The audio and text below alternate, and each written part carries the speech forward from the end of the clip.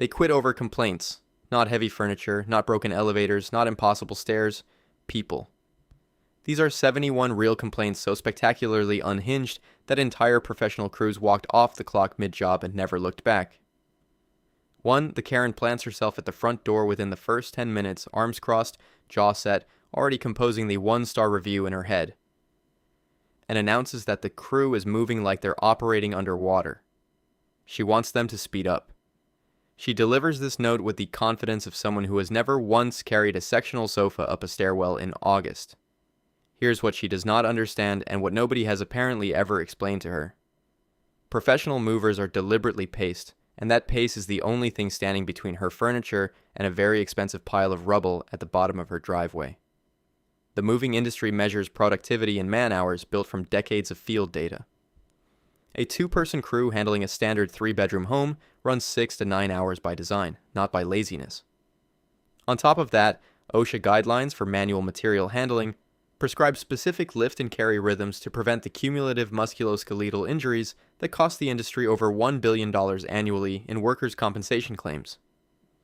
The furniture wrapped in moving blankets has to be carried at a deliberate pace because the padding reduces tactile feedback and rushing statistically increases the chance of clipping a door frame. Staircases require a complete mechanical shift in how the load is distributed between carriers, making a measured pace on stairs physically non-negotiable rather than optional. Moving companies that abandon their pace to satisfy impatient clients report dramatically higher damage claim rates, which cost far more than the time saved, making speed on demand a net financial loss for everyone involved, including the person demanding it. Telling a professional mover to hurry up is like telling a surgeon to speed run the operation because you have dinner reservations. The pace is not about effort, it is about not turning your belongings into expensive rubble at your own request. 2. The Karen has a laminated, color-coded inventory sheet. She produced it herself. It covers all 340 candles in her collection, organized by fragrance name, and she's informing the crew with complete sincerity that every single one must be loaded, transported, and unloaded in strict alphabetical order by scent. She will be checking. She has the list. She will be checking the list. No moving contract in existence, not one document produced by any moving company in any market includes fragrance sequenced cargo organization as a deliverable. What moving contracts cover is safe transport from origin to destination. The organizational philosophy of what is inside the boxes is entirely the client's domain, and always has been. Professional truck loading follows a structural engineering logic.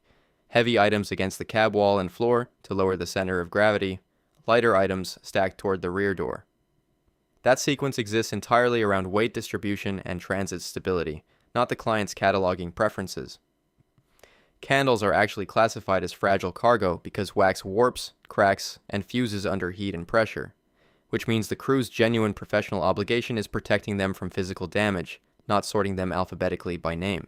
The labor cost of sequencing 340 individual items mid-load would add hours to the billable clock, directly increasing the total the Karen pays, which means her demand would cost her significantly more money if anyone honored it.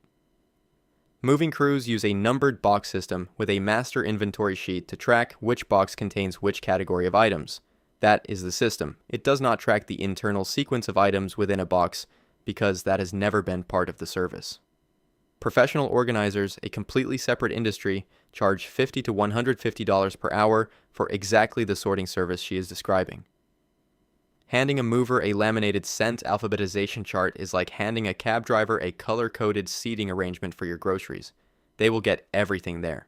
What you do with it afterward is entirely on you. 3.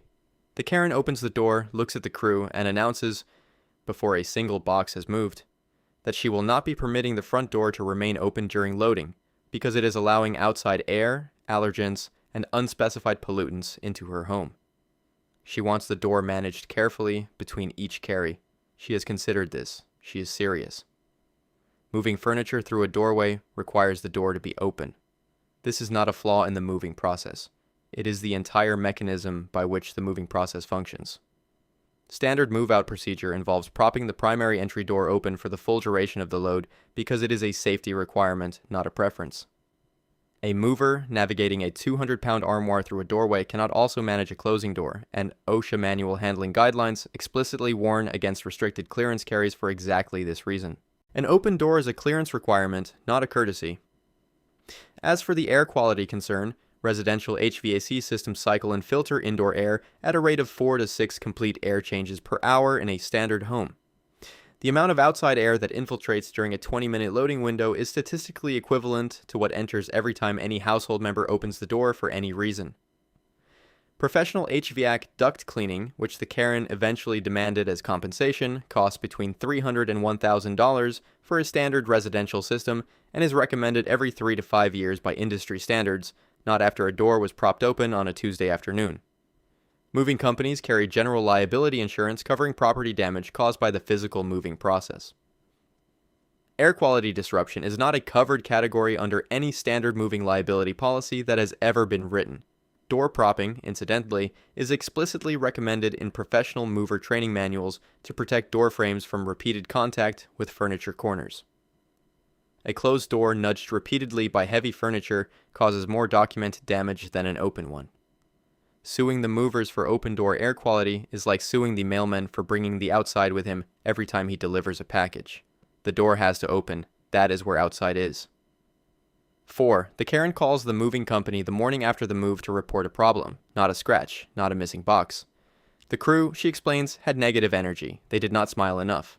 Their obvious bad attitudes have left her new home feeling emotionally contaminated, and she would like a partial refund for the psychological damage inflicted by their expressions.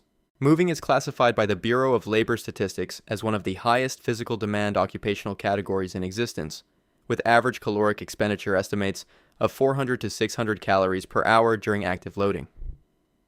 The crew spent 6 hours carrying hundreds of pounds of your possessions through heat, upstairs, and into a truck. Their faces accurately reflected the physical reality of their job. That is not a service failure. That is biology reporting live from the job site. The research on occupational emotional labor, a term developed by sociologist Arlie Hochschild, shows that requiring service workers to perform sustained positive emotional displays during a high physical demand work creates significant mental health strain, directly contributing to burnout and turnover. The moving industry already carries one of the highest employee turnover rates in any service sector, approximately 40 to 70% annually, with customer hostility and emotional demand cited consistently among the primary causes. Customer service smile requirements in physically demanding jobs are also documented to increase workplace injury likelihood because divided cognitive attention, managing an emotional performance while navigating a loaded dolly, reduces focus on physical safety mechanics. No residential moving contract includes a minimum smile frequency or a positive affect guarantee as a service deliverable. Reviews citing the crew did not smile enough appear across every major review platform, and moving company response teams have developed specific scripts for this complaint because it arrives with reliable frequency.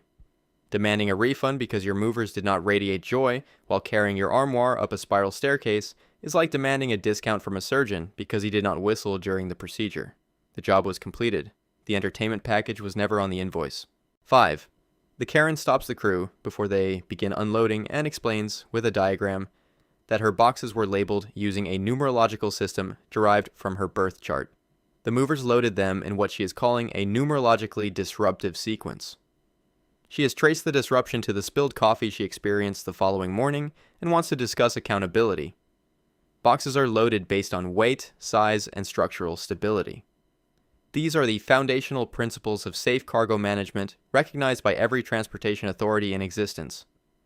Numerological birth chart sequencing is not a loading methodology recognized by the Department of Transportation, and it does not appear in any subsection of 49 CFR Part 393, the federal regulation governing cargo securement standards for moving trucks. Those regulations focus entirely on weight distribution and tie-down requirements, because those are the variables that determine whether your belongings arrive intact. Box loading sequence has zero impact on the contents of those boxes. A box labeled with a sacred number carries the exact same items, whether it is loaded first or 47th. The critical insight that seems to be missing here is that the sequence of loading has no physical relationship to anything that subsequently happens inside the destination home. Numerology as a belief system traces to ancient Pythagorean mathematical philosophy and functions as a personal spiritual framework. It is not a logistical parameter that moving companies can accommodate without prior contractual agreement, because it would require the crew to understand and apply a system specific to the client's individual birth data, which varies for every person on Earth. Moving companies that have attempted to honor spiritual loading requests have documented increases in load time of 30 to 50%, adding direct cost to the job. Spilled coffee is most commonly caused by distraction, fatigue, and insufficient cup clearance. 3 conditions strongly associated with moving day stress, none of which are caused by box loading sequence. Blaming the movers for your spilled coffee through numerological disruption is a causal chain so creative it deserves its own academic paper. Box 7 did not curse you. Moving day is exhausting, and exhausted people spill things. 6. The Karen calls 3 days after the move to report that her houseplants are dropping leaves. She wants financial compensation at full retail replacement value because the movers traumatized her plants by handling them incorrectly, and she would like this resolved promptly. Most professional moving companies explicitly exclude live plants from their liability coverage, and they do so for reasons that are thoroughly documented in botanical science rather than corporate indifference. The American Moving and Storage Association officially recommends that clients transport their own plants in personal vehicles, and this recommendation exists because temperature, light, and humidity changes during enclosed truck transport routinely cause plant stress regardless of how carefully anyone handles the individual container. Plants experience what horticulturalists call transplant shock, a documented physiological response to environmental disruption that produces leaf drop, wilting, and temporary growth cessation. This is a biological response to altered light and humidity conditions, not to the identity or technique of whoever carried the pot. Moving trucks are dark, temperature, uncontrolled environments. Depending on the season, interior truck temperatures range from near freezing to over 100 degrees Fahrenheit. These are conditions that trigger stress responses in virtually all common houseplants, and that outcome is independent of handling quality because the problem is the environment, not the touch. Standard residential moving contracts list perishables and live plants as explicitly excluded liability categories, meaning the company's insurance does not cover plant loss under any handling scenario whatsoever. The retail replacement value of houseplants is also notoriously difficult to establish legally, and courts have consistently declined to award plant replacement costs in small claims cases involving moving companies. Botanical research confirms that most houseplants experiencing relocation stress recover fully within 2 to 4 weeks, once they are placed in appropriate light and humidity in the new home. Suing the movers because your pothos dropped 3 leaves is like suing the airline because your houseplant wilted in the cargo hold. The environment moved. The plant responded to the environment. The carrier drove the truck. 7. The Karen tearfully informs the crew midway through the unload that each piece of furniture carries profound sentimental weight and that their clinical and detached handling is stripping the memories from her belongings. She wants a discount for their failure to handle items with appropriate emotional reverence. Here's the structural problem with this request. Furniture is a physical object. Moving companies move physical objects. Sentimental value is not a dimension that exists in the physics of furniture transport, and it does not affect how a dresser navigates a doorway. Legal and insurance frameworks for moving liability are built entirely on actual cash value, meaning the current market value of an item. Courts have consistently and without exception refused to award sentimental value damages in moving dispute cases because sentimental value is, by definition, not transferable to another party and not quantifiable by any external standard. The full value protection coverage option, the highest tier of moving insurance available to residential clients, covers repair, replacement at current market value, or cash settlement. None of those categories account for emotional attachment. Moving crews handle items identically regardless of sentimental designation because the mechanical requirements of carrying a chest of drawers safely are unchanged by whether it once belonged to someone's grandmother. Psychological research on object attachment, sometimes called material possession attachment theory, confirms that the emotional value of an object is stored in the owner's memory and perception, not in the object's physical surface or in the manner of its transport. The emotional labor burden of managing a client's grief responses while simultaneously performing physically demanding work is a documented contributor to mover burnout, and multiple industry surveys cite emotionally volatile clients as a primary reason for mid-job walk-offs. Grief counselors and therapists who specialize in life transitions charge $100 to $200 per session and are the appropriate professionals for the emotional dimension of relocating. Asking movers to carry your memories alongside your credenza is like asking the dry cleaner to launder your feelings along with your coat. They will take exceptional care of the physical item. What it means to you lives in you, not in the padding. 8. The Karen opens the door, counts the crew, and immediately declares that 4 movers constitute an invasion of her personal space. She authorized 1, maybe 2 people, maximum, and she would like the extra crew members to wait outside or in the truck while she decides how she feels about this. She has booked a full-service move for a 5-bedroom home. The crew size on a 5-bedroom full-service residential move is not a staffing overage. It is the minimum viable crew required to complete that job safely within any reasonable time window. Industry standard crew size formulas are based on home size and have been refined over decades of operational data. A studio or 1-bedroom move typically requires 2 movers. A 2 to 3 bedroom home requires 3. A 4 to 5 bedroom home requires a minimum of 4, and that minimum is based on documented average move duration data, not on anyone's preference. OSHA 2-person lift guidelines mandate that items exceeding 50 pounds require 2-person carries. Large furniture, including sofas, bed frames, dressers, and refrigerators, universally exceeds this threshold. Solo moving of these items is not a stylistic choice available to a compliant employer. Reducing the crew mid-job does not reduce the client's cost. It extends the job duration and increases the total billable hours, which frequently results in a higher final invoice than the original crew size would have produced. Moving companies assign crew size during the booking process based on inventory lists provided by the client. If the client listed 5 bedrooms of furniture, the crew reflects that scope. Workers' compensation insurance premiums for moving companies are directly tied to injury rates, and understaffed crews lifting heavy items produce more injuries, higher premiums, and higher operating costs that eventually pass to clients. Complaining that 4 people showed up to move 5 bedrooms is like calling a restaurant and complaining that the kitchen sent too many cooks for your 12-course dinner. The scale of the job determines the crew. That math does not negotiate. 9. The Karen stops the crew cold when she notices their moving blankets are a dark gray-green color. She specifically requested cream-colored padding, she says, because dark colors absorb negative energy, and she will not allow them near her white furniture. She is waiting for an explanation. Moving blankets are industrial equipment. Their function is to prevent surface damage during transport by creating a compressible buffer layer between hard furniture surfaces and contact points like door frames, other furniture, and truck walls. Their color is a manufacturing decision made by the blanket supplier during bulk production. It is not a customer selectable option on any moving company's booking form because no such option exists in this industry. Standard moving blankets are constructed from a woven cotton polyester blend outer shell with a recycled fiber fill. They are manufactured in industrial quantities and sold to moving companies in bulk at $10 to $25 per blanket. The color is determined by whatever material the manufacturer had available at scale. The protective function of the blanket is entirely mechanical, and color has zero effect on that mechanical function because physics operates independently of aesthetic preferences. No moving company in any documented market segment offers custom blanket color selection as a booking option. The concept does not exist as a commercial service category.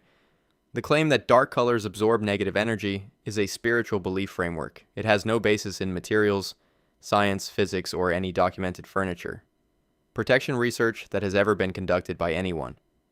On the practical concern about color transfer, white furniture is protected from dark blanket contact by the blanket's woven outer shell, and direct dye transfer from a moving blanket to furniture would require sustained wet contact under pressure, which is not a condition of furniture wrapping.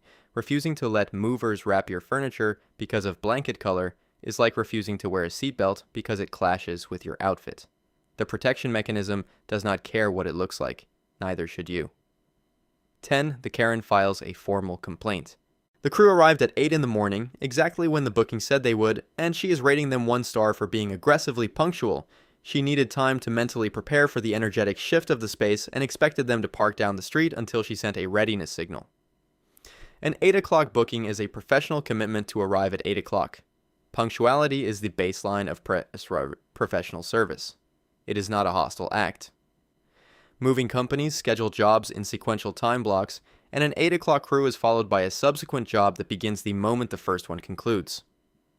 A delayed start at the first job cascades through the company's entire operational day, affecting every client on the schedule after the Karen. The labor cost of a crew sitting idle in a truck down the street while waiting for a client's readiness signal is billed at the full hourly rate in most moving contracts. Waiting time is a standard line item at $50 to $100 per hour per crew member, and that cost falls entirely on the person who requested the wait. Professional moving contracts typically specify that the client must be in a ready-for-move condition when the crew arrives, meaning packing is complete and the home is prepared. The crew's punctuality is contingent on the client's preparation, not the other way around. Psychological research on moving day anxiety documents that the anxiety peaks in the 24 to 48 hours before the move, not at the moment of crew arrival, and that the presence of a professional crew frequently reduces anxiety by signaling that the process is now in capable hands. The phrase aggressively punctual has been documented as an actual phrase in actual one-star reviews submitted to actual moving companies. It is not hypothetical. Rating movers 1 star for showing up on time is the professional equivalent of failing a student for submitting their assignment by the deadline. The contract said 8, the clock said 8. That is not aggression, that is arithmetic. 11. The Karen reveals, after the move, not before, that several items marked simply as miscellaneous furniture on the inventory sheet were actually priceless Georgian-era antiques, and she is demanding compensation at their assessed antique value. She provided no valuation, she gave no special instruction. She said nothing before or during the move. Moving liability is determined entirely by declared value and prior written disclosure. A mover cannot insure, protect at an elevated standard, or be held financially responsible for value that was never communicated to them. This is not a policy invented to disadvantage clients. It is a legal and actuarial framework that has governed the industry for decades. Federal law under 49 CFR Part 375 governs interstate moving liability and requires clients to declare high-value items, specifically defined as items worth more than $100 per pound, in writing before the move begins. Undeclared items are covered only at the standard release liability rate of 60 cents per pound. That is the default. That is the rate that applies when nothing has been disclosed. The standard release value protection is the minimum liability level, and it becomes the operative coverage for every item on a move unless the client explicitly purchases full value protection and declares individual item values in writing beforehand.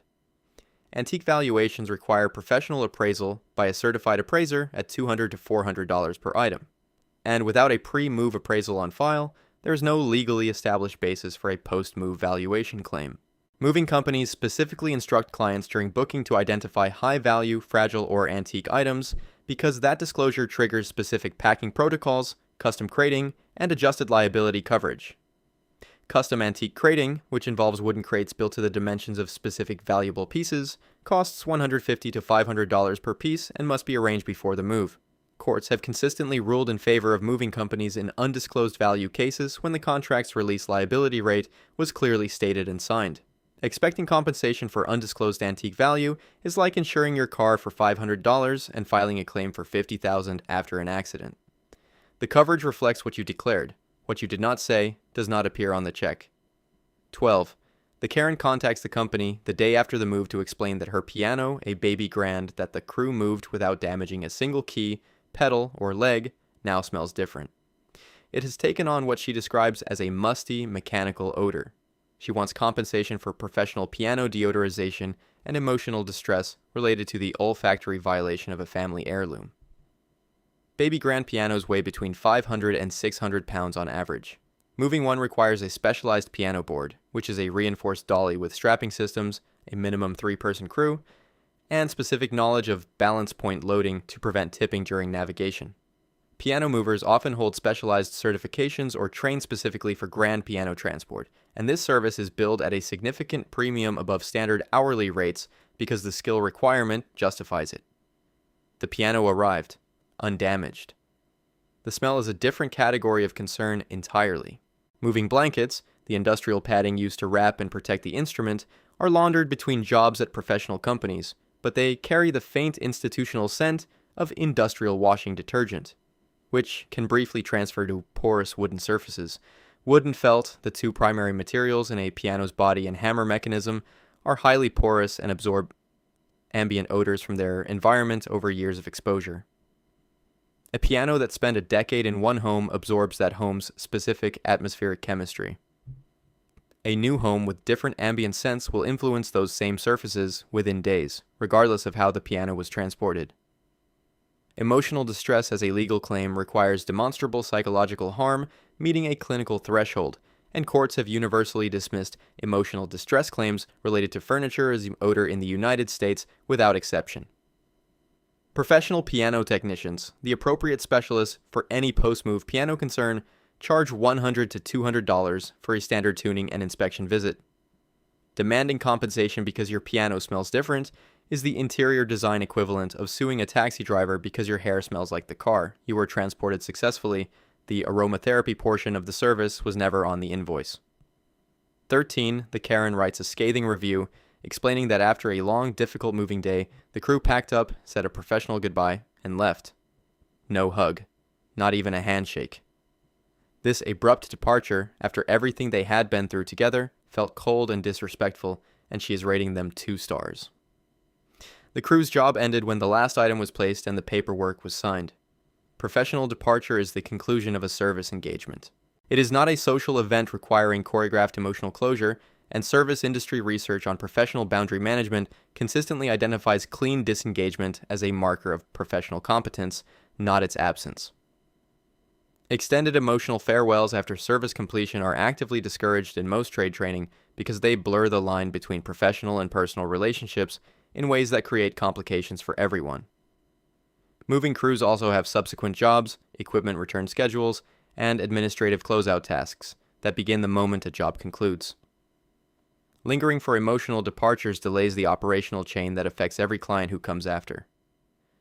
The intensity of a shared workday does not create a social relationship.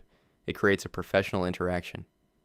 The distinction is significant and well documented in occupational psychology research on transient relationship bonding, which is the studied phenomenon of emotional connection forming during shared high-effort experiences with strangers. Post-move emotional vulnerability is a real and documented phenomenon. The hormonal and neurological profile of a major life transition creates heightened need for social connection, and this need can be projected onto service professionals who happen to be present at the moment of transition. Physical contact, specifically hugging, between service workers and clients, is explicitly discouraged in professional conduct training across all service industries as both a liability and a harassment risk for the worker. Deducting stars because the movers left professionally is like rating your dentist poorly because he did not wave from the parking lot. The service ended. They went to their next job. That is not coldness. That is the rest of their day. 14. The Karen gives a 1-star review detailing that the crew failed to acknowledge the beauty and taste level of her belongings and made no complimentary remarks about her art collection or her interior design choices during the move. She interprets this silence as disrespect and wants a partial refund for emotional dismissal. The moving crew's cognitive focus during a job is on safe furniture navigation, injury prevention, load sequencing, and pathway management. These tasks compete directly with social observation and commentary for the same attentional resources. Cognitive load research demonstrates that manual workers performing high physical demand tasks under time pressure allocate nearly all available working memory to the physical task at hand, and that social conversation during these conditions increases error rates measurably. Art and decor, complementing as a professional service, exists. It is called an art consultation or an interior design review, and it begins at $100 per hour and involves people trained to assess and articulate aesthetic value. It is not a subset of furniture transport, and no moving company training curriculum in any country includes decor appreciation exercises because the two skill sets serve entirely different functions. Customer service research across high-demand service industries also consistently shows that forcing workers to perform social pleasantries during physically demanding tasks reduces the quality of task performance, meaning the crew that stays focused on your furniture is actually doing you a favor. Moving company training manuals focus on lift mechanics, furniture protection, truck loading sequences, and client communication for damage reporting. Those are the categories. Reviews citing the crew did not compliment my stuff appear on every major review platform with enough regularity that moving company response teams have developed standard language for addressing them. Expecting movers to narrate your art collection while carrying your sofa is like expecting the delivery driver to critique your recipe while handing over the groceries. They are focused on not dropping anything. That is, in fact, the compliment. 15. The Karen calls the company 2 days before the scheduled move to announce that she cannot proceed because Mercury is in retrograde. She believes this period causes communication failures, logistical disruptions, and general misfortune, and she wants a penalty-free reschedule without paying the cancellation fee because the stars have made the timing impossible. Mercury retrograde is an optical illusion produced by the relative orbital speeds of Earth and Mercury around the Sun. Approximately 3 times per year, Mercury's orbit appears to reverse direction from Earth's vantage point due to differing orbital velocities. It is entirely an observational artifact with no physical effect on Earth, on furniture, or on moving trucks. Peer-reviewed research has found no statistically significant correlation between Mercury retrograde periods and increased rates of accidents, communication failures, technological malfunctions, or logistical errors of any kind. The perceived pattern is a textbook confirmation bias effect, meaning people notice and remember problems that occur during retrograde and discard the problems that occur during all other periods. Moving company cancellation policies exist because last-minute cancellations create direct financial losses. Crew wages must be paid regardless of whether the job runs. Truck reservations carry opportunity costs. The appointment slot cannot be resold on 48 hours' notice. Mercury is in retrograde for approximately 19% of each calendar year. If that 19% represented genuine elevated risk, moving companies would document significantly higher insurance claim rates during those windows. No such pattern exists in any insurance actuarial table ever produced by any underwriter. Standard moving contracts include cancellation policies with specific penalty timelines, typically 48 to 72-hour windows, and astrological concerns do not constitute a force majeure event under any moving contract template ever drafted in any jurisdiction. Canceling your move over Mercury retrograde and expecting a free reschedule is like canceling your dentist appointment because of a lunar phase and expecting them to hold your slot. The planets kept moving. Your sofa did not. 16. The Karen opens the door, inspects the crew's uniforms, determines that the company's blue shirts are too dark a shade, and requests that all 4 crew members cover their shirts with neutral-colored alternatives before she will permit them to enter her home. The shade, she explains, reminds her of something unpleasant, and she cannot have that energy in this space during the move. Company uniforms serve 2 documented professional functions. First, brand visibility. Clients need to be able to identify who is authorized to be inside their home. Second, safety identification. Crews working near traffic or in building lobbies need to be distinguishable from unauthorized individuals. Modifying the uniform color defeats both functions simultaneously. Employment law in most states prohibits clients from directing changes to employee dress that conflict with company policy because the client-crew relationship is a service contract, not an employment relationship that grants the client supervisory authority over the workers present. Color psychology as a field documents that color associations are highly individual and culturally variable. A shade of blue that carries a negative association for one person is associated with calm, trust, and competence by the majority of people who see it. It is a subjective response, not an objective property of the color. Moving companies do not carry spare wardrobes on trucks. The operational logistics of a moving company do not include clothing alternatives for aesthetic accommodation because no company anywhere has built this into their operational model. No court in any jurisdiction has recognized uniform color discomfort as a valid basis for service modification or fee reduction in a service contract dispute. This request has been made, documented, and declined by multiple moving companies across different markets, making it not an isolated moment of creativity, but a recognized complaint pattern. Asking the movers to change their shirts because the blue is too dark is like asking your surgeon to change his scrubs because the color reminds you of something. The outfit is not the service. The service is the service. 17. The Karen discovers post-move that 3 of her houseplants have begun dropping leaves and demands compensation. You have already read this story. What makes this one different is that the Karen is making this claim a second time in a follow-up call after the first call explaining the policy did not produce a refund.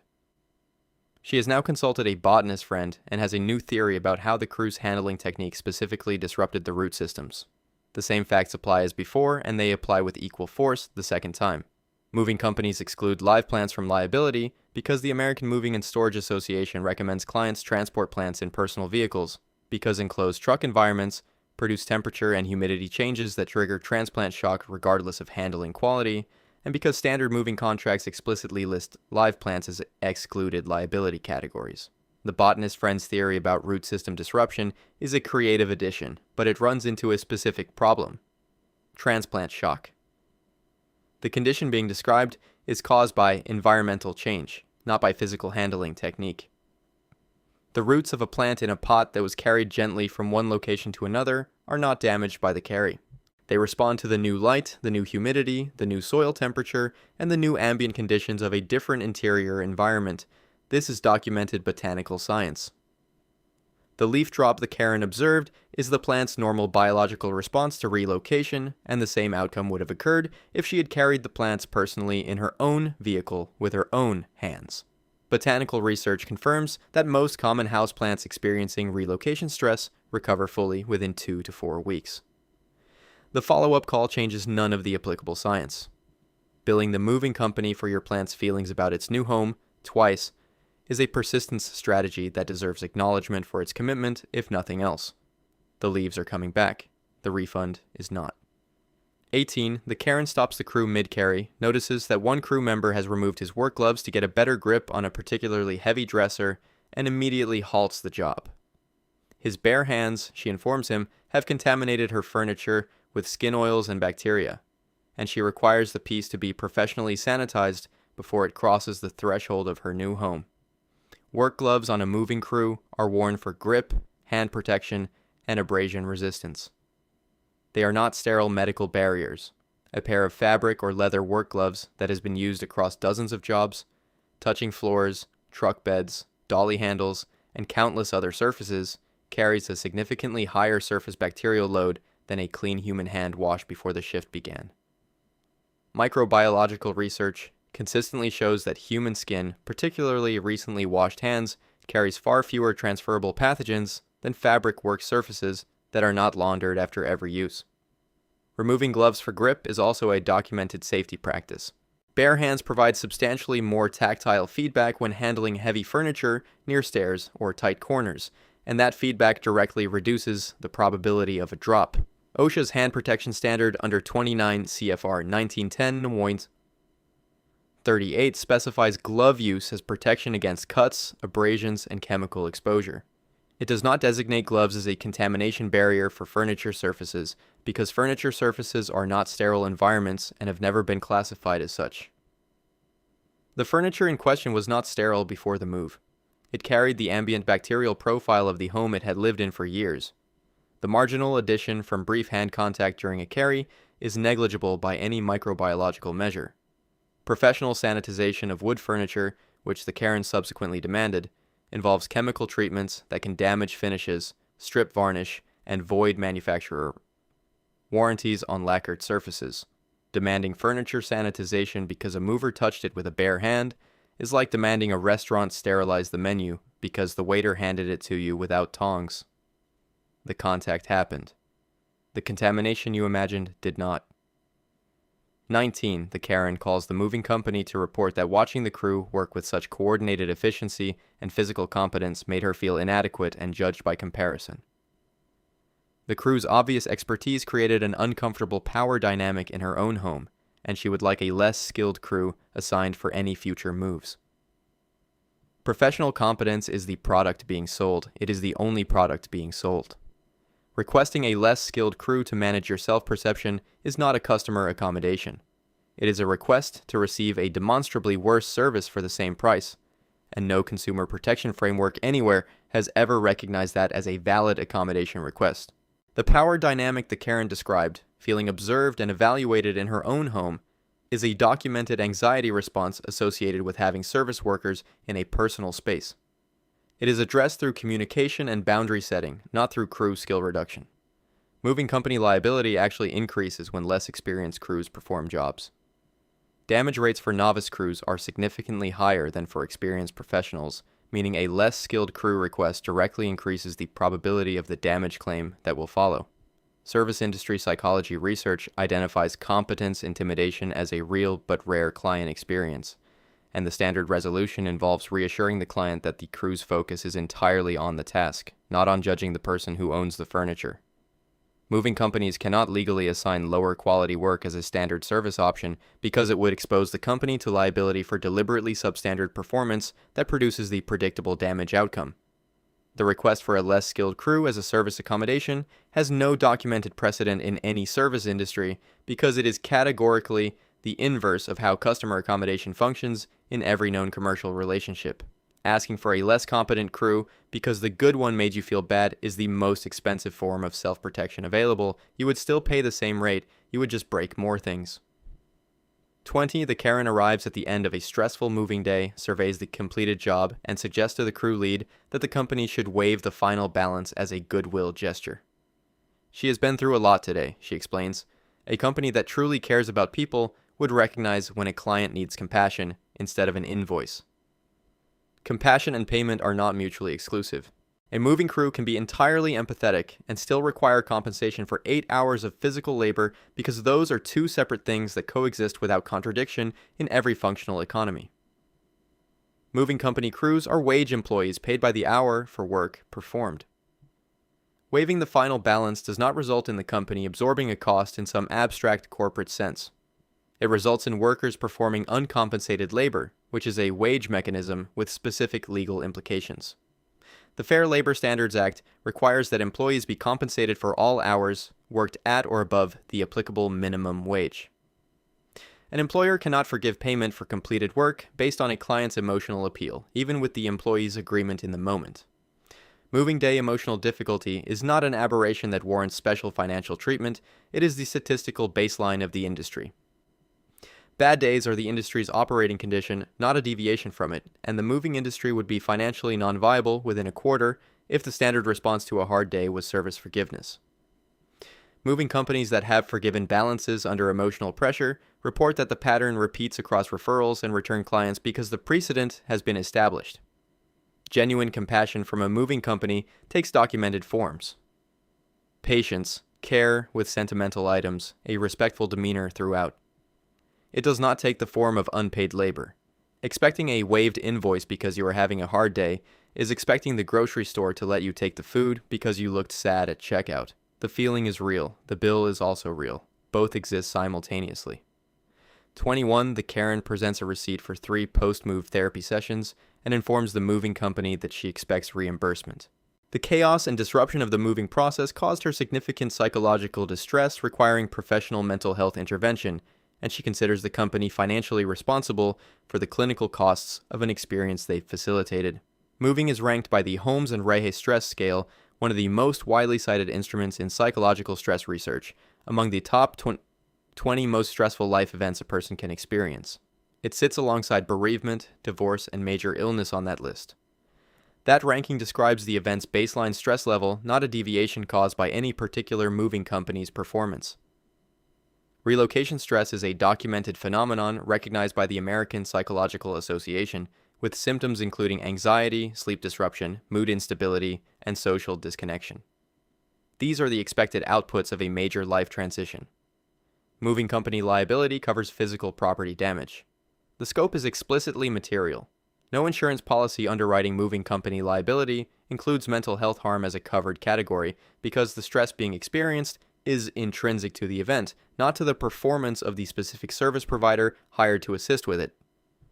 The legal standard for negligent infliction of emotional distress requires demonstrating extreme and outrageous conduct, causing severe and documented psychological harm. A standard residential move, however stressful, does not meet this threshold.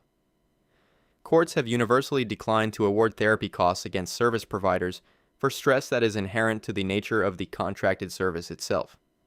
Moving companies can be held responsible for damage, late arrivals, breach of contract, and documented professional misconduct. Stress was already baked into the day before the truck arrived. Sending the moving company your therapy receipts is like billing the gym for your muscle soreness. The discomfort is the product of the process. The truck left. The stress was always going to stay a little while. 22, the Karen calls after the move to explain that while all her furniture arrived intact and was placed exactly where she directed, the personality and feeling of her old living room did not transfer to the new space. The ambiance is gone. The room is missing something essential, and she holds the moving company responsible for this loss. Moving companies transport physical objects. Ambiance, feeling, personality, and spatial character are properties of the space and the inhabitants' relationship to it over time. They do not travel, they accumulate. Environmental psychology, the academic study of how spaces affect human behavior and emotion, documents that the emotional experience of a room is shaped by spatial dimensions, natural light patterns, sound characteristics, ambient scent, and personal memory association. None of these are transported with furniture because none of them are properties of furniture. They are properties of the specific physical environment where that furniture has lived. The emotional residue of a familiar space is a documented psychological phenomenon. People develop strong emotional associations with specific places, and those associations do not transfer simply because the objects within the place do. Interior designers and environmental psychologists charge $150 to $300 per hour specifically to help clients recreate desired spatial atmospheres in new homes because this is a recognized professional service addressing a real human experience. It has nothing to do with the moving company, which transported the objects correctly. Moving contracts explicitly cover physical cargo. There is no clause, precedent, or legal framework making a moving company responsible for the psychological characteristics of a space they entered briefly, did their job in, and left. Research shows it takes an average of 6 months to 1 year for people to feel fully at home in a new residence, regardless of how perfectly their belongings are placed. Ambiance is created by the occupant over time. It was always yours to rebuild. Blaming the movers for your room's missing personality is like blaming them for not transplanting your memories. The furniture arrived. The feelings were always yours. 23. The Karen stops the crew as they make their first carry through the front door and informs them that furniture is supposed to enter through the side door. When the crew lead walks over to assess the side entry, he finds a doorway that is approximately 24 inches wide. He explains the problem. The Karen wants a different explanation. Door width is an objective physical constraint, not a preference variable. A piece of furniture either fits through a doorway or it does not, and the geometry of this situation does not adjust based on how strongly someone prefers a particular entry point. Standard residential door widths follow a clear hierarchy. Front entry doors are typically 36 inches wide, interior doors range from 28 to 32 inches, and side or service doors are frequently 24 to 28 inches, which is narrower by deliberate architectural design because that is their purpose. Standard residential furniture dimensions operate in a different universe entirely. A queen mattress is 60 inches wide. A 3-cushion sofa runs 84 to 96 inches long and 34 to 38 inches deep. A standard dresser spans 36 to 60 inches across. None of these items fit through a 24-inch doorway at any angle of approach that the laws of physics permit. Moving crews assess entry points during job planning as a standard pre-move protocol, selecting the widest and most structurally appropriate entry to reduce damage risk to both the furniture and the frame. Forcing furniture through an undersized doorway is the primary mechanism of door frame damage on residential moving jobs, and that claim falls on the moving company's liability coverage. In some cases, crews remove doors from their hinges entirely to gain 2 additional inches of clearance, a standard professional technique available at any doorway, regardless of which entry is selected. Insisting furniture go through a 24-inch door is a geometry problem, not a preference problem. The couch has no opinion about which door it uses. Physics has a very firm one. 24. The Karen calls the company the morning after the move to report that her stainless steel refrigerator has visible fingerprints on the exterior surface. The crew moved a 300-pound appliance across 2 homes without a scratch, and she wants a professional cleaning crew dispatched to restore the finish. A 300-pound stainless steel refrigerator is moved by human hands. Human hands leave fingerprints on stainless steel. This is not a negligence finding. This is physics operating exactly as documented.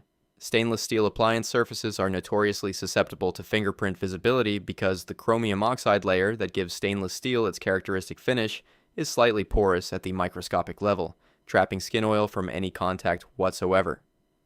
Moving a refrigerator requires 2 or more people to grip, tilt, dolly, and navigate the appliance through doorways and around corners. This involves sustained hand contact with the exterior surface. It is physically impossible to move a refrigerator without touching it, and the nature of the touch required produces fingerprints on stainless steel every single time, without exception. Professional appliance moving involves tilting refrigerators on appliance dollies, during which crew members must grip the sides continuously for stability. The physics of that operation guarantee surface contact at the precise pressure level that transfers skin oil to stainless steel. Moving companies are not cleaning services. Their liability covers physical damage, scratches, dents, structural harm. It does not cover surface smudges that are the inherent and fully reversible byproduct of the physical handling required to perform the service. Stainless steel fingerprint removal requires approximately 90 seconds and a microfiber cloth with mineral oil or a commercial appliance cleaner costing $5 at any grocery store. Demanding a cleaning crew for refrigerator fingerprints after a physical move is like demanding a car wash after someone pushed your car out of a ditch. The situation required hands. Hands were used. The wipe down is yours. 25. The Karen explains to the crew lead that she practices a specific spiritual tradition requiring visitors to bow upon entering her home, and that the crew's failure to do so before crossing the threshold was a profound act of disrespect that has contaminated the threshold energy. She wants the move restarted with a proper entry ritual performed by each crew member before anything else happens. Moving crews enter homes as licensed service professionals operating under a time and labor contract. Threshold ritual requirements are not a standard clause in any moving agreement because no moving company's booking system has ever included a field for entry ceremony specifications. If a client has specific cultural protocols, safety requirements, or conduct expectations they expect service professionals to observe, those requirements must be communicated in writing at the time of booking. They cannot be introduced as a service condition on move day after the crew has already arrived and is standing in the doorway waiting to begin. The legal concept of reasonable accommodation in service contracts applies to documented physical, religious, or safety requirements disclosed in advance, not to unrevealed spiritual preferences introduced after arrival when the crew has no context and no opportunity to prepare or decline. Restarting a move from the beginning after loading has commenced is an operational impossibility because it would require unloading the truck, returning all items to the origin home, and rebooking the job at full cost. Service industry customer relations research identifies culturally specific requirements. Introduced without advance notice as the most common source of irresolvable on-site service disputes, precisely because neither party has the context to negotiate a solution in real time. Moving crew members represent diverse cultural backgrounds themselves, and a mandatory bow request imposes one cultural framework on workers who may hold their own equally valid traditions. Requiring movers to perform an entry ritual you did not disclose at booking is like expecting a catered meal to meet dietary requirements you mentioned after the food arrived. The contract was the brief. 26. The Karen files a written complaint that one crew member was breathing audibly while carrying a sectional sofa up a flight of stairs. The noise was off-putting. The audible exertion was inappropriate for a professional environment. She wants a written apology and a service credit for the discomfort caused by the sounds of physical labor. A human being carrying heavy weight upstairs breathes harder. This is not a malfunction, it is respiratory physiology responding to increased oxygen demand in the manner it has responded since the beginning of the human existence. The physiological mechanism is straightforward. The body's oxygen demand increases under physical load, the respiratory rate accelerates to meet it, and breathing becomes audibly deeper and faster. This is a universal biological response with no override mechanism available to any person at any fitness level. A sectional sofa typically weighs between 200 and 400 pounds.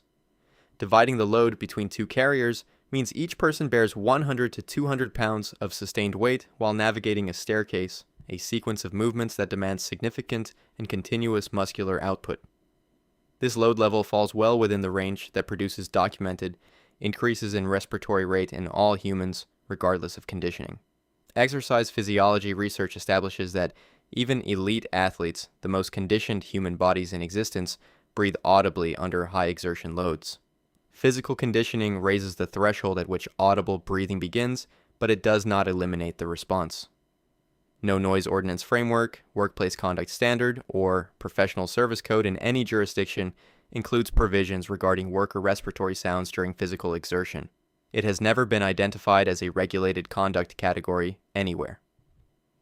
Moving crews that suppress normal working respiration to manage a client's perception of professionalism report higher coordination error rates, which produce exactly the outcome the client least wants. Complaining about a mover's breathing while he carries your sofa upstairs is like complaining that your marathon runner looked tired at mile 24. The sound is the evidence the work is real. 27, the Karen calls to report that the moving truck was parked in a position that caused its shadow to fall across her front garden bed during the move, and that the shade deprivation has damaged her flowering plants. She wants horticultural compensation. In what is widely cited within moving industry circles as one of the most genuinely memorable complaints ever formally received, the shadow of a legally parked commercial vehicle on a public street became the basis for a financial claim against a professional service company. Photosynthesis requires sustained light exposure for measurable plant impact. Horticultural research establishes that a single day of partial shading produces no documented reduction in plant yield, health, or flower output in established garden plants under any studied conditions. A moving truck casts a shadow that moves with the sun throughout the day. The static shadow the Karen described would, in physical reality, be a moving penumbra covering any given spot in the garden for a fraction of the total parking duration, not a sustained light blockage of the kind required to produce actual plant stress. Commercial vehicle parking on public streets is governed by municipal codes. A legally parked truck on a public road is exercising a legal right, not committing a property violation of any kind. The legal doctrine that covers harm from property use has never been successfully applied to temporary shadow casting by a legally parked vehicle in any recorded case in American legal history. Professional gardening compensation claims require documented evidence of actual plant death or damage established by a qualified horticultural expert. A shadow is not qualifying evidence under any standard that exists. The moving industry's documented collection of most surreal complaints includes shadow complaints in multiple versions submitted to different companies across different regions and time periods, suggesting this is a recurring phenomenon rather than a single imaginative moment. Filing a horticultural claim over a truck shadow requires plants to have legal standing. They do not, and the shade did not hurt them. 28. The Karen stops the crew as they are making their first carry through the front door and informs them that the truck is parked facing north, which is unacceptable. According to her understanding of directional energy principles, all items entering her new home must approach from the east, and she needs the 26-foot vehicle repositioned before anything proceeds. Moving truck placement is determined by road layout, driveway geometry, local parking ordinances, and load access logic. Compass direction has never appeared as a variable in any of those categories in any professional moving operation anywhere. Professional movers assess truck placement based on distance from the entry door because shorter carry distances reduce fatigue and damage risk. Road grade, because trucks must park on level or slight grade surfaces to prevent brake-related incidents. And local parking rules, because many municipalities restrict commercial vehicle parking to specific orientations relative to traffic flow. A 26-foot moving truck has a turning radius of approximately 45 feet. Repositioning it on a standard residential street requires multiple multi-point turns and consumes 15 to 30 minutes of billable time that falls entirely on the client requesting the change. Local parking ordinances in most municipalities specify that commercial vehicles must park with the flow of traffic. Parking against traffic flow is a ticketable offense that creates direct liability for the moving company and potentially for the driver. The directional energy principle the Karen referenced most likely derives from Vastu Shastra, an ancient Indian architectural philosophy, or from Feng Shui principles. Neither tradition addresses moving truck orientation as a design variable requiring commercial vehicle repositioning. Any time consumed repositioning a truck for non-operational reasons is billed at the standard hourly crew and vehicle rate, meaning the spiritual alignment upgrade costs the same as the move itself by the hour. Demanding a truck repark for compass alignment is like telling the ambulance to approach from the east for spiritual reasons. The vehicle goes where operational reality permits. The compass was never on the job description. 29. The Karen walks through each room after the unload and announces that none of the furniture placement is right. The crew placed everything exactly where she directed them during the unload, following her instructions in real time for 3 hours. What she said, she clarifies, was not what she meant, and she expects the crew to use common sense to figure out her actual vision without additional cost. Moving crews follow verbal direction. They are not telepaths, interior designers, or architects. The direction given during the unload is the direction executed, and what you meant is not a professional deliverable category on any moving invoice. Moving service agreements specify that placement is determined by the client's on-site direction during the unload phase. Verbal instructions from the client are the contractual basis for placement decisions, and that foundation is what makes the service reproducible and defensible when disputes arise. Interior design research documents a well-established phenomenon called the spatial imagination gap, where clients frequently struggle to visualize how furniture will actually look in an empty space and give direction that does not match their mental image once the furniture is physically present. Virtual room planning applications, including free tools from multiple major furniture retailers, exist specifically to help clients pre-visualize furniture arrangements before move day, eliminating placement direction uncertainty before the billable clock starts. Common sense in furniture placement is not a universal standard. What is intuitively obvious to one person is entirely non-obvious to another, and professional movers have learned over years of experience to never assume layout preferences without explicit client direction. Post-direction repositioning is billed at the standard hourly rate. A full re-layout of a 4-bedroom home adds 2 to 4 hours of labor at $100 to $200 per hour for a 2-person crew. The moving industry's customer satisfaction research identifies placement direction changes as the single most common source of post-move billing disputes. Expecting movers to execute your unspoken vision is like handing a contractor a blank page and expecting a blueprint. The plan has to come from you. 30, the Karen opens the door, looks at the truck, and refuses to allow the move to begin. The truck is white.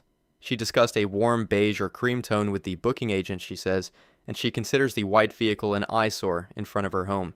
She wants a replacement vehicle before anything proceeds. Moving companies do not maintain a fleet of color-customized vehicles for client aesthetic preferences. White is the dominant color of commercial vehicle fleets globally, and this is not an accident of corporate indifference. Research by major fleet paint suppliers found that white accounts for over 40% of all commercial fleet vehicles because white reflects heat, reducing interior temperatures and cargo risk, costs less in paint and maintenance, retains higher resale value, and offers better visibility in low light conditions. These are operational and financial reasons that have driven fleet color decisions for decades. Commercial vehicle fleet paint is selected at the corporate level by fleet managers. Individual drivers and local branch managers have no authority to swap vehicles based on client color preference, and no branch-level override exists for this category of request. Moving truck availability is scheduled based on size and cargo capacity.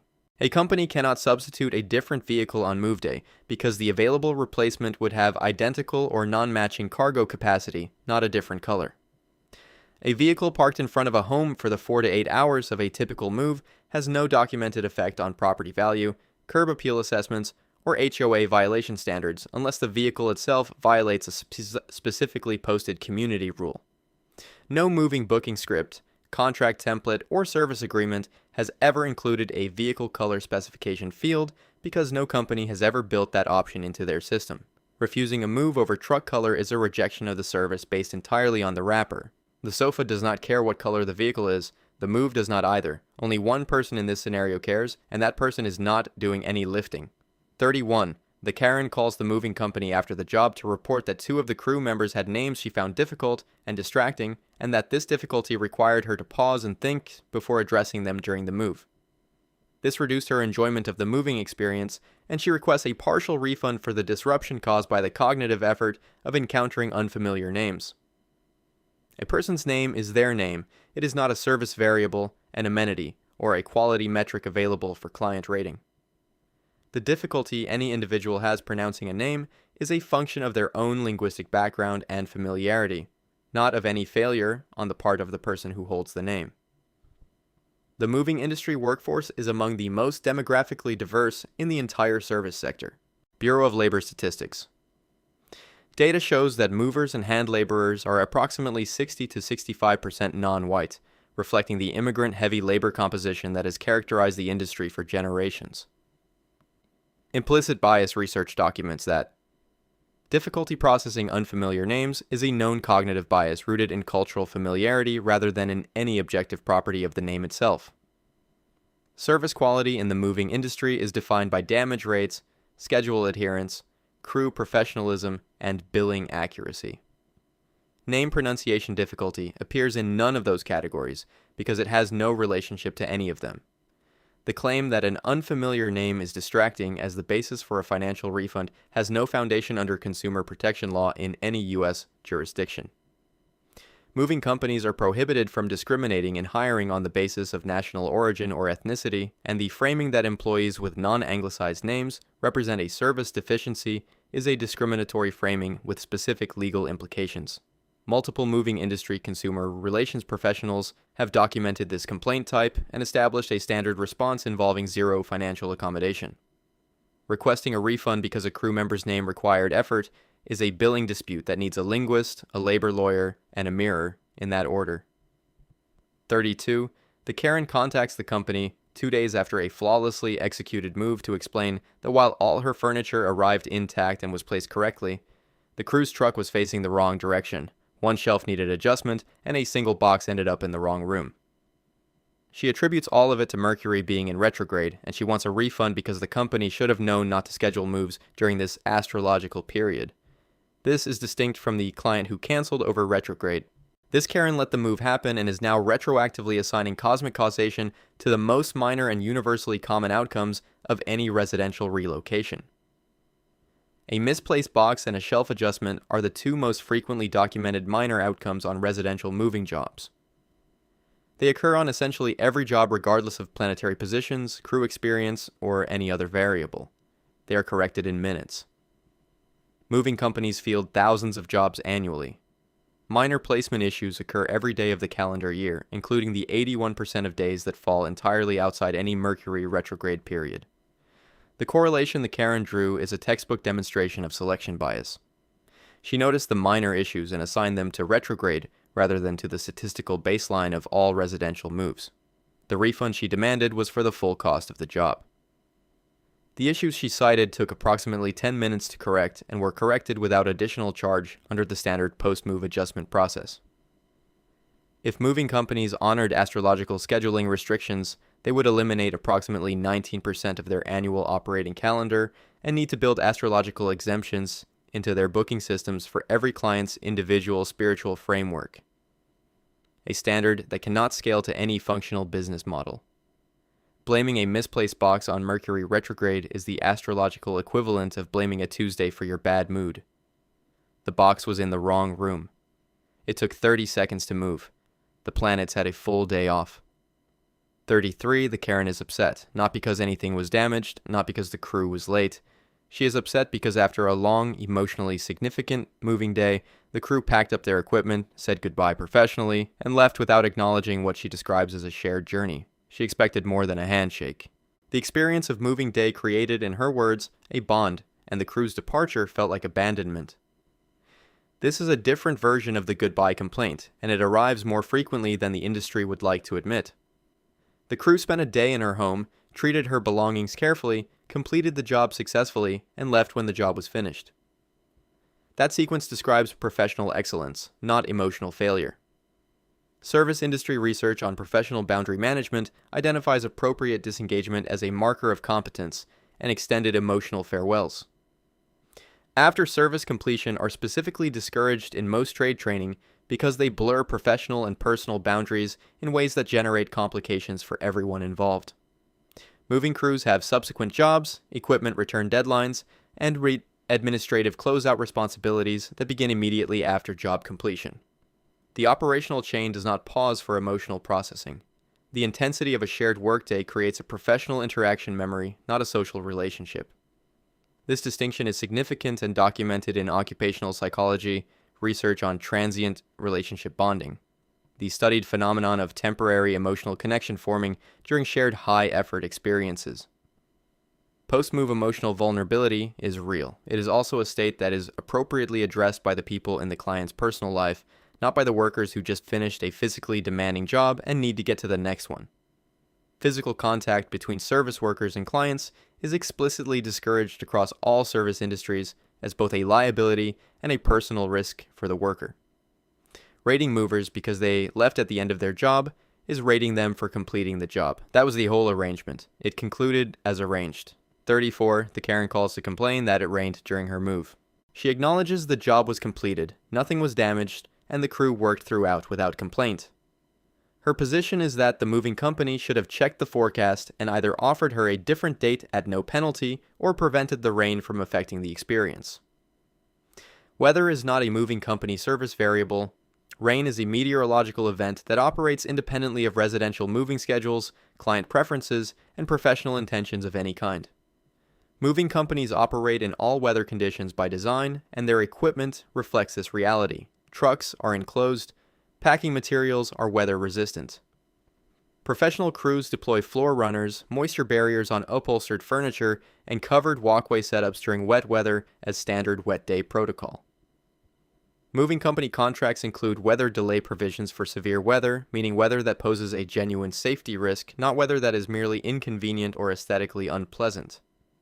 Light to moderate rain does not trigger a weather delay in most contracts because furniture wrapped in moving blankets and transported in an enclosed truck is adequately protected from standard precipitation. The National Weather Service provides 10-day precipitation forecasts with meaningful accuracy for severe weather events.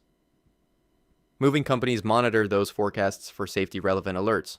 They cannot guarantee client acceptable weather on any given booking date because that is not a capability that exists for any business operating outdoors. Rescheduling a moving job due to ordinary rain has cascading operational costs. Crew rescheduling, truck availability adjustments, client destination access coordination. These costs are absorbed by the company only when weather genuinely prevents safe operation. Blaming the moving company for rain is meteorological misdirection at its finest. They drive the truck, the sky does the sky. Nobody in the industry has weather making on their license, and if they did, the rates would be considerably higher. 35. The Karen presents a receipt for 3 post-move therapy sessions. She has already had this conversation once, and the company declined to reimburse her. She is calling again, this time with a longer explanation and a reference to an article she read about corporate responsibility for client well-being. The same facts apply with the same force they carried the first time because facts do not change between the first and second calls. Moving is ranked among the top 20 most stressful life events on the Holmes and Rahe stress scale, alongside bereavement, divorce, and serious illness. That ranking describes the baseline stress level of the event itself, not a deviation attributable to any specific company's performance. The American Psychological Association recognizes relocation stress as a documented clinical phenomenon. Moving company liability covers physical property damage. The scope is material and explicit. No moving liability insurance policy covers mental health harm as a category because the psychological stress being experienced is intrinsic to the event of moving, not to the service provider who assisted with the physical transport. The legal standard for negligent infliction of emotional distress requires extreme and outrageous conduct, producing severe and documented clinical harm. A standard residential move meets neither criterion. Courts have universally declined to award therapy costs against service providers for stress inherent to the contracted service across every jurisdiction that has reviewed the question. The therapy sessions the Karen attended may have been genuinely helpful. The appropriate party to fund them is not a company that moved furniture correctly. Sending the moving company your therapy receipts the second time is the same as sending them the first time, except now everyone involved has been through this conversation twice. The discomfort was the product of moving. The move is over. The receipts are yours. 36. The Karen noticed, midway through the move, that one crew member removed his work gloves to achieve a better grip on a particularly difficult carry, and she has filed a second complaint about it after the first complaint produced no sanitization service and no refund.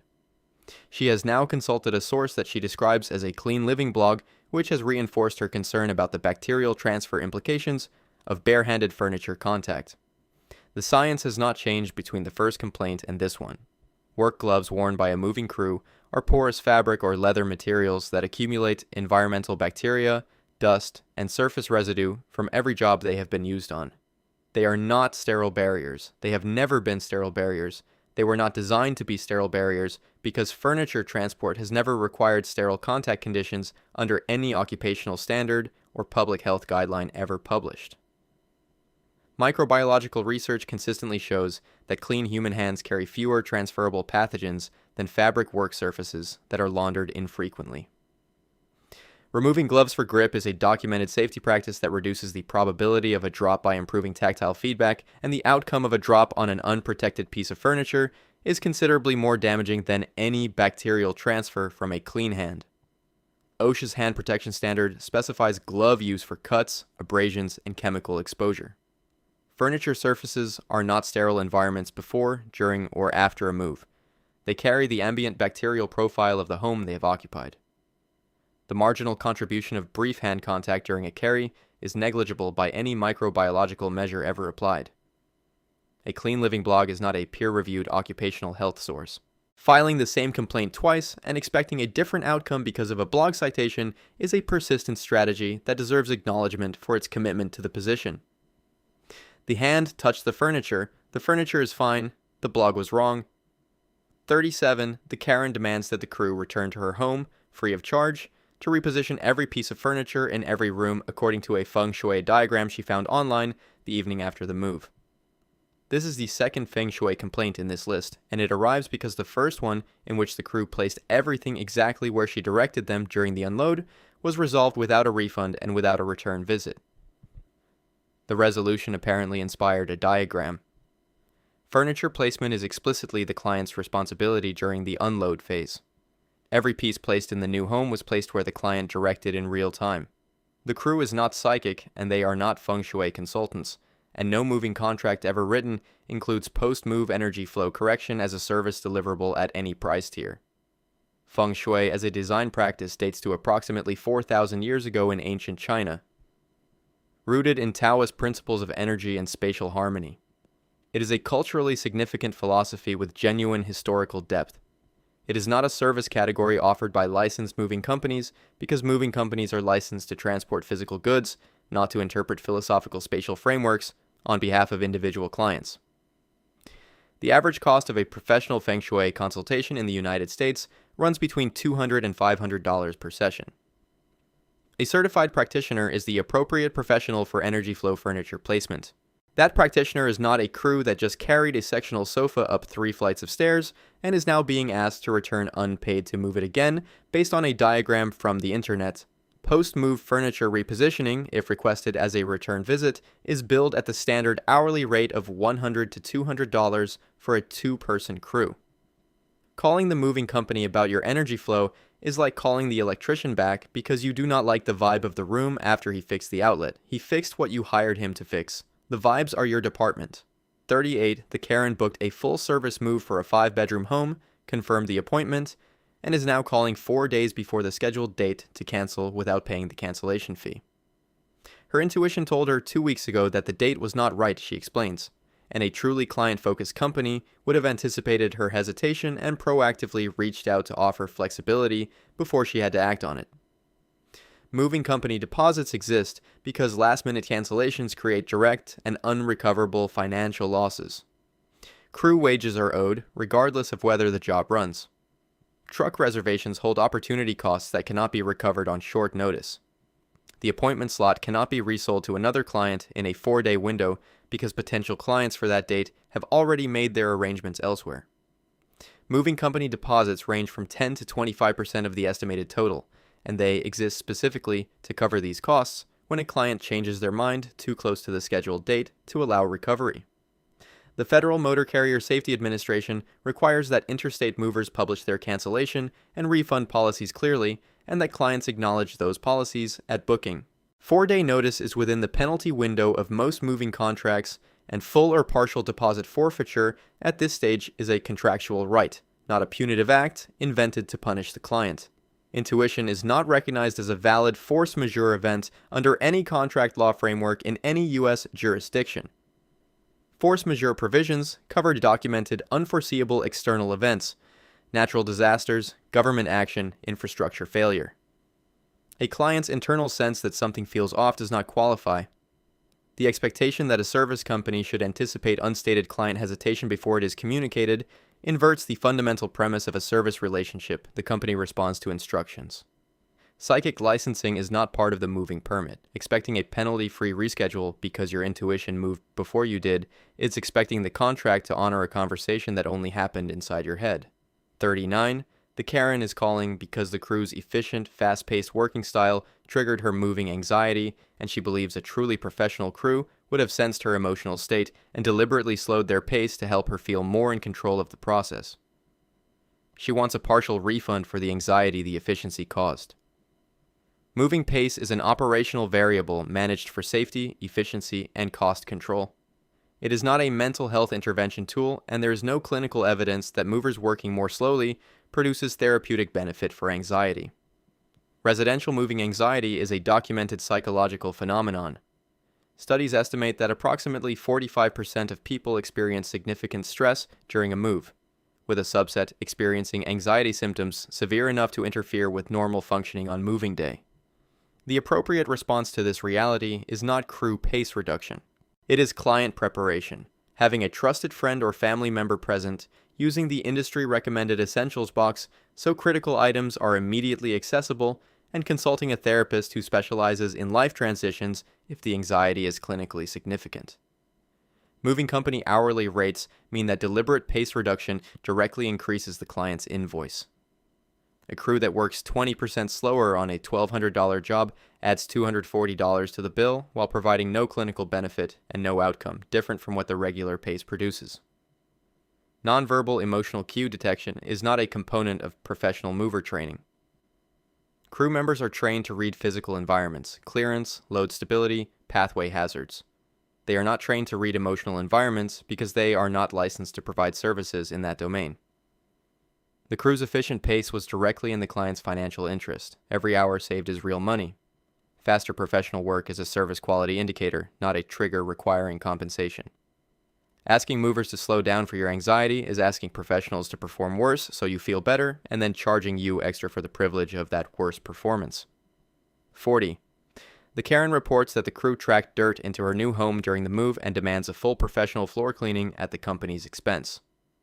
She has concluded that the dirt originated from her old home, making it a contamination event the movers transported between properties and are therefore responsible for remedying. Shoes worn outdoors carry ambient environmental particulate. This is not a corporate policy or a professional failure.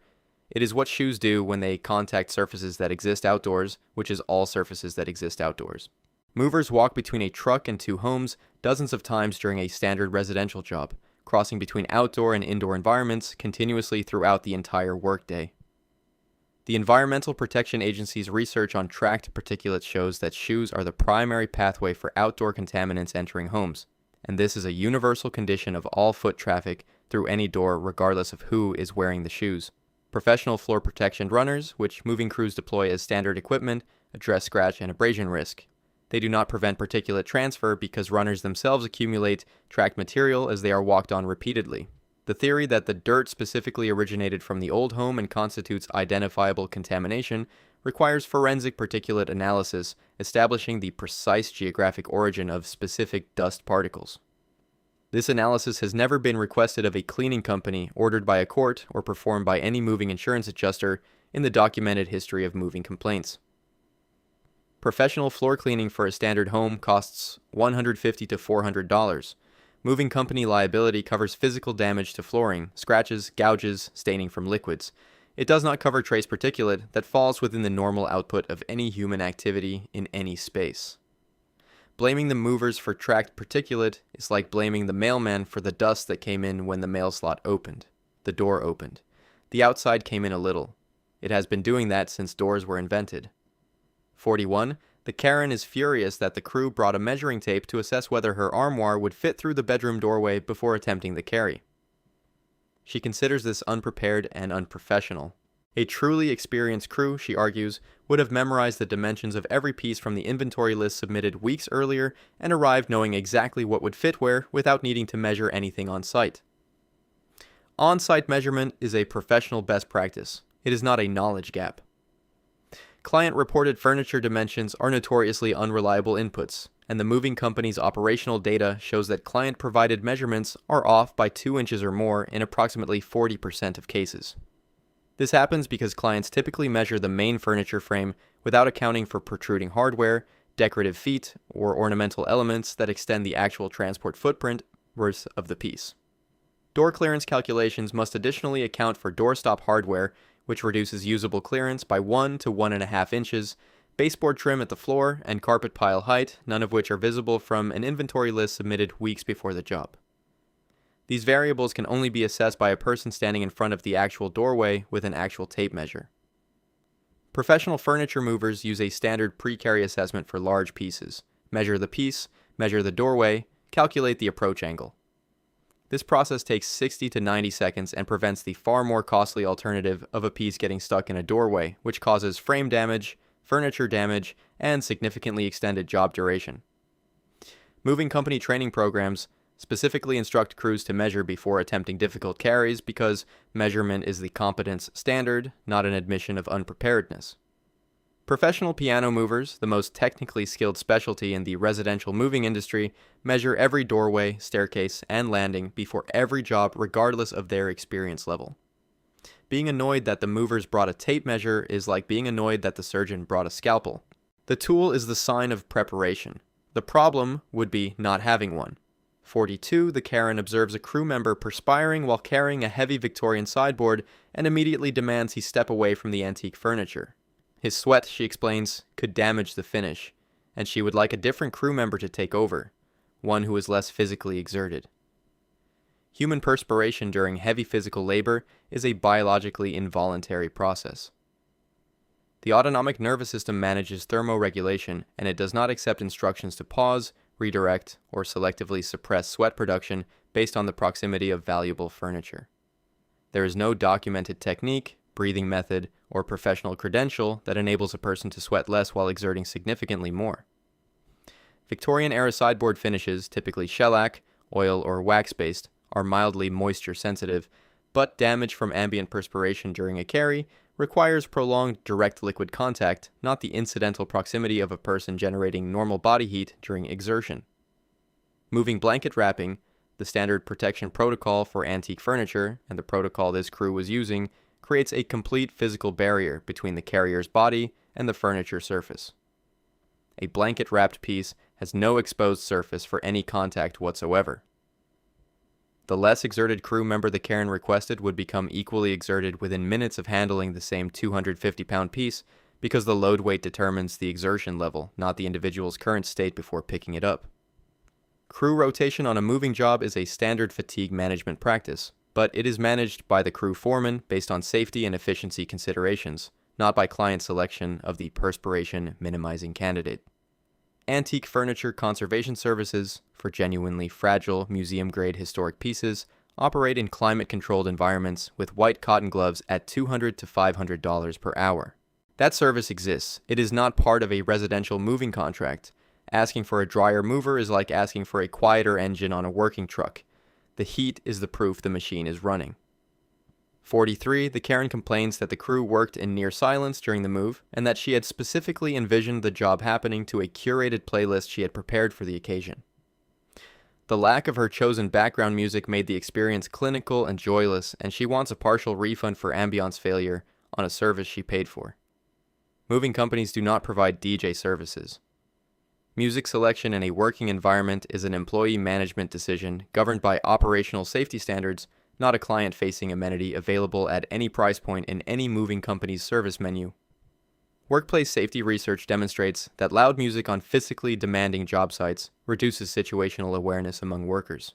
Crews that cannot clearly hear each other's verbal cues, including warnings about corners, steps, load shifts, and set-down signals, have significantly higher rates of coordination errors and the resulting damage claims. OSHA's underlying principle regarding noise and worker performance is well established across all manual material handling industries. Noise that competes with safety communication increases incident rates. Client-controlled music in a service worker's environment is not a recognized amenity in any service industry.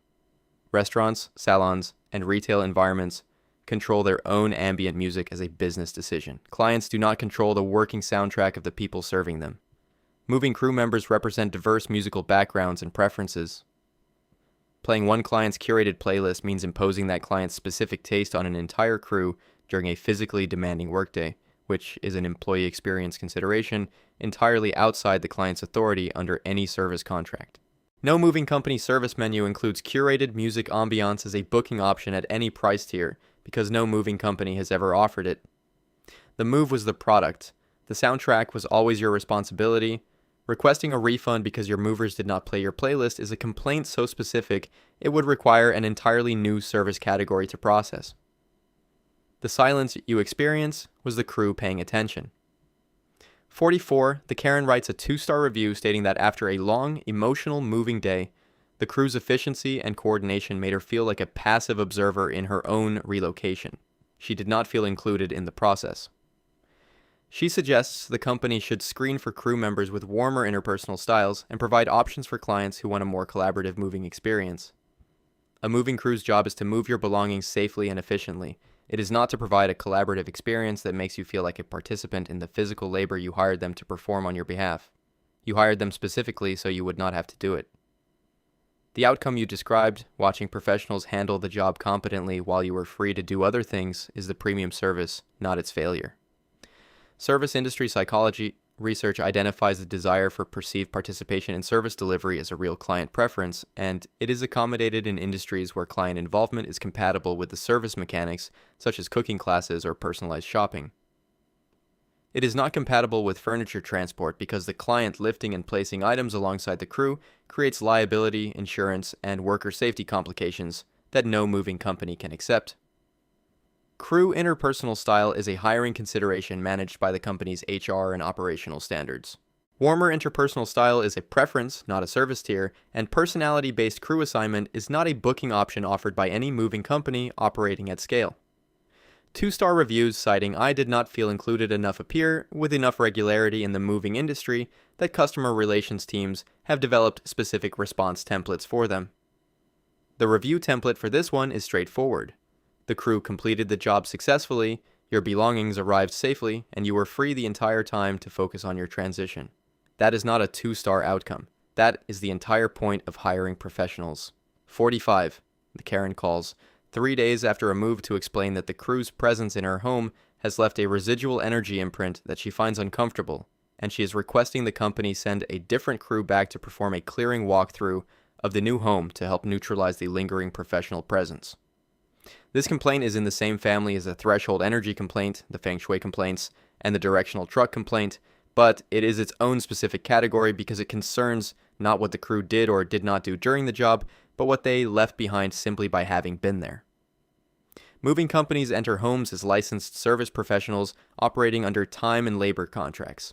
When the job is finished and the paperwork is signed, the professional relationship concludes. The crew's departure ends the company's obligation and presence in both the physical and any other sense. Energy imprints, residual presences, and clearing walkthroughs are concepts belonging to specific spiritual and wellness frameworks.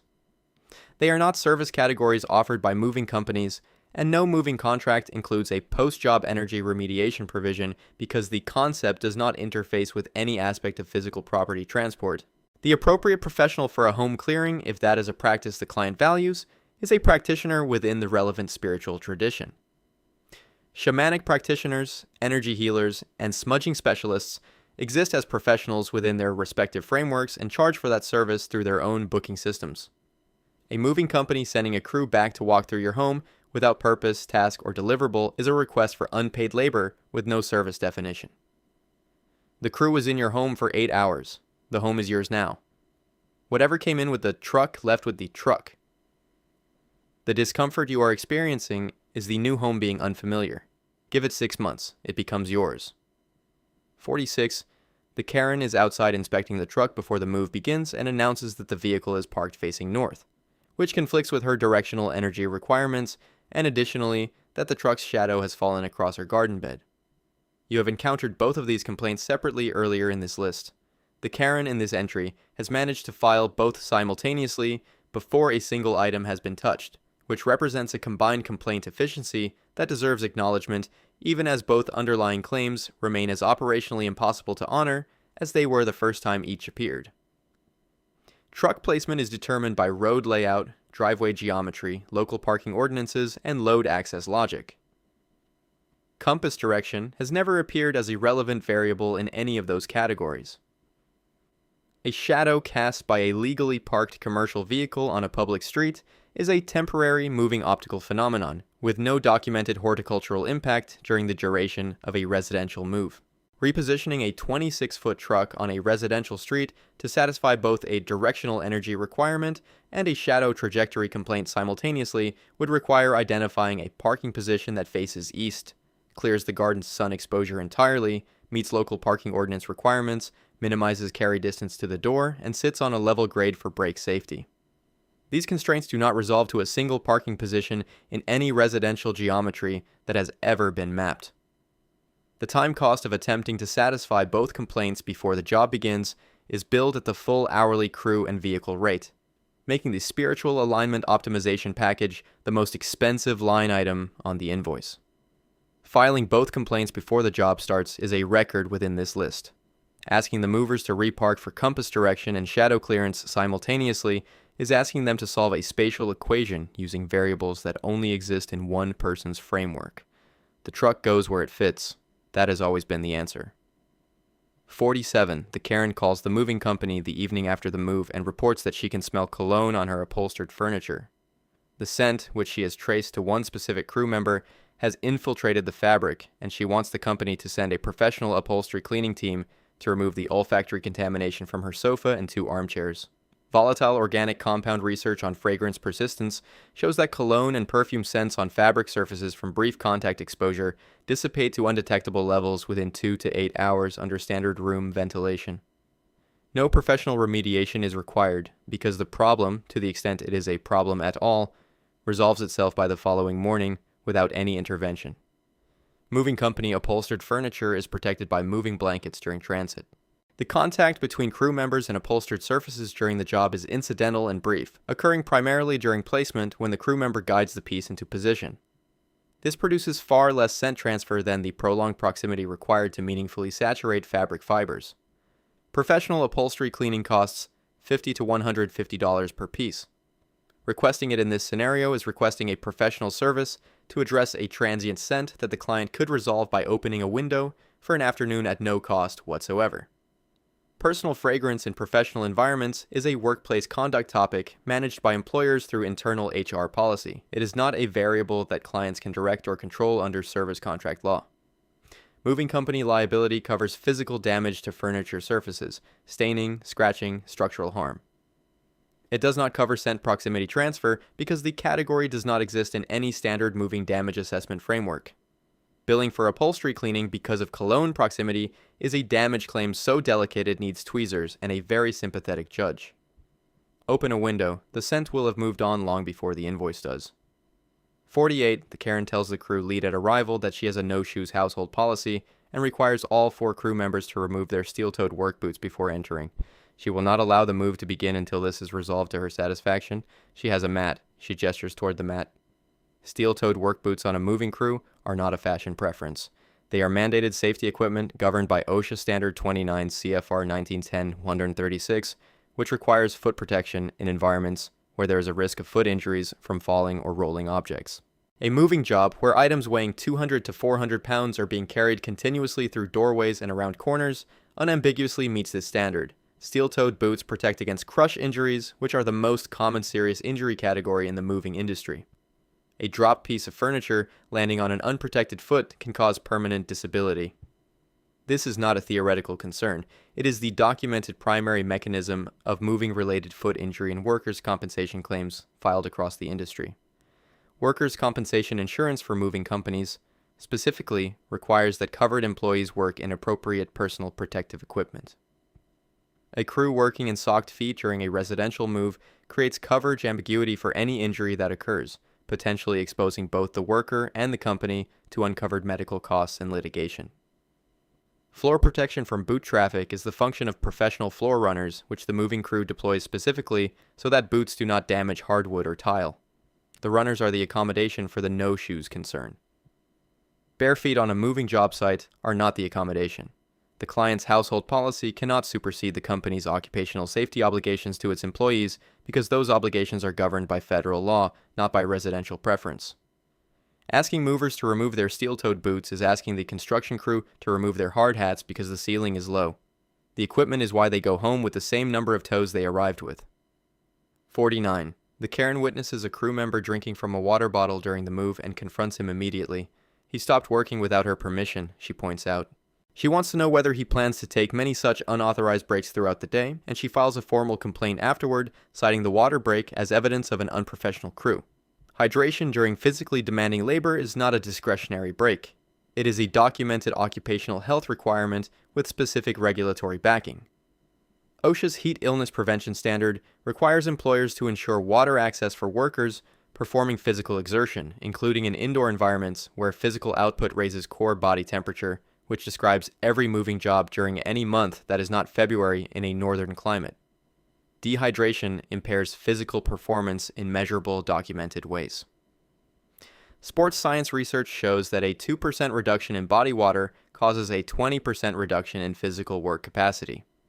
A dehydrated moving crew works measurably less effectively, which means longer job duration and higher billable costs for the client who is standing in the doorway objecting to the water bottle. Heat illness, ranging from heat cramps to heat stroke, is a documented occupational emergency in the moving industry, particularly in summer months. The CDC and OSHA both identify moving type manual labor as high risk for heat-related illness. Water breaks in physically demanding jobs are not productivity losses. Research on manual labor efficiency shows that brief hydration pauses of 30 to 60 seconds preserve sustained work capacity significantly better than continuous exertion without fluid replacement. Denying service workers water access is not a client right under any service contract law because it is an interference with an employee's occupational health entitlement governed by federal regulation. Complaining that the mover drank water is complaining that the engine used fuel. The system requires it to run. The alternative to the water break is a crew that does not finish your move and that costs considerably more than 45 seconds. 50, the Karen calls the moving company after the loaded truck has been driving for 20 minutes to announce that she has decided to redirect the delivery to a storage unit across town rather than the contracted destination. She cannot understand why this would require any process adjustment, additional cost, or significant conversation. The destination is a fundamental contract term. It is not a preference field that accepts updates during transit. A moving contract specifies both the origin address and the destination address as binding terms because the entire operational plan of the job, route, crew time allocation, fuel calculation, and schedule for the remainder of the company's day is built around those two fixed points. Changing the destination after the truck is en route is a material contract modification that triggers immediate operational, financial, and logistical consequences. Federal Motor Carrier Safety Administration regulations for interstate moves require that the destination be specified in the bill of lading, the legally binding transport document. Changing the destination mid-transport creates a regulatory compliance issue on any interstate job that cannot be resolved by a phone call. A storage unit unload differs operationally from a residential unload in specific and significant ways. Access hours, unit dimensions, elevator requirements in multi-story facilities, and staging space constraints all vary from residential delivery, and the crew may not have the correct equipment configuration for storage unit navigation. Moving company GPS dispatch and route management systems are calibrated to the contracted destination, and mid-route changes require dispatch communication and operational rerouting that adds billable time to the clock.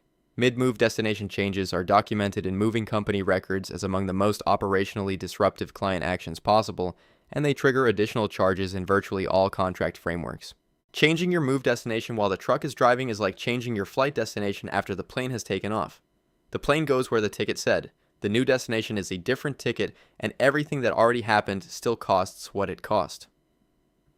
51. The Karen files a complaint after the move because the crew discovered mid-load that a box she intended to transport personally, a box containing 3 stuffed animals, and a specific throw pillow she describes as her emotional support items, was loaded onto the truck with everything else. She provided no instruction about this box before or during loading, had not separated it, had not labeled it, and had not placed it anywhere other than in the room with the rest of the items designated for the move. Moving crews move everything in the designated move area unless explicitly told otherwise. This is the operating principle. It is the only operating principle that allows a crew to complete a job systematically without asking the client's intention for every individual item they encounter. Items a client plans to transport personally must be physically separated from the move area before the crew begins, placed in a vehicle, put in a locked room, or labeled with clearly visible signage. A silent intention to transport something personally is not a signal that any professional can act on because it generates no observable information. Standard moving company pre-move guidance explicitly instructs clients to isolate personal transport items before crew arrival. This instruction is in every pre-move preparation guide distributed by every moving company in the industry because the alternative, a crew attempting to identify personal transport items by intuition, produces exactly this situation. The Essentials Box protocol specifically addresses this category of item. Pack a clearly labeled box containing immediate need items and place it in your personal vehicle before the crew arrives. The box is in the new home, undamaged. It is exactly where the crew was hired to put it. Expecting movers to identify your unspoken exceptions is like expecting a printer to skip the pages you did not mention you wanted removed. The job was to move everything. The exception was yours to communicate. It was not delivered because you did not send the message. 52. The Karen stops the unload and announces that a specific decorative vase she intended to transport personally was loaded by the crew with everything else. This is the same complaint as item 51. The difference is that this Karen has the vase in hand and wants a formal explanation of how this happened and a written acknowledgement that the crew failed to identify her personal transport intention for a single item among hundreds that she did not separate, did not label, and did not mention before or during loading. Moving crews move all items in the designated work area unless told otherwise. The vase was in the designated work area. The crew moved it. These 3 sentences contain the complete explanation she is requesting. What makes this its own entry is the written acknowledgement demand, which is a specific documentation request for a non-event. The vase arrived at the new home undamaged. It was in the same condition it was in before the move.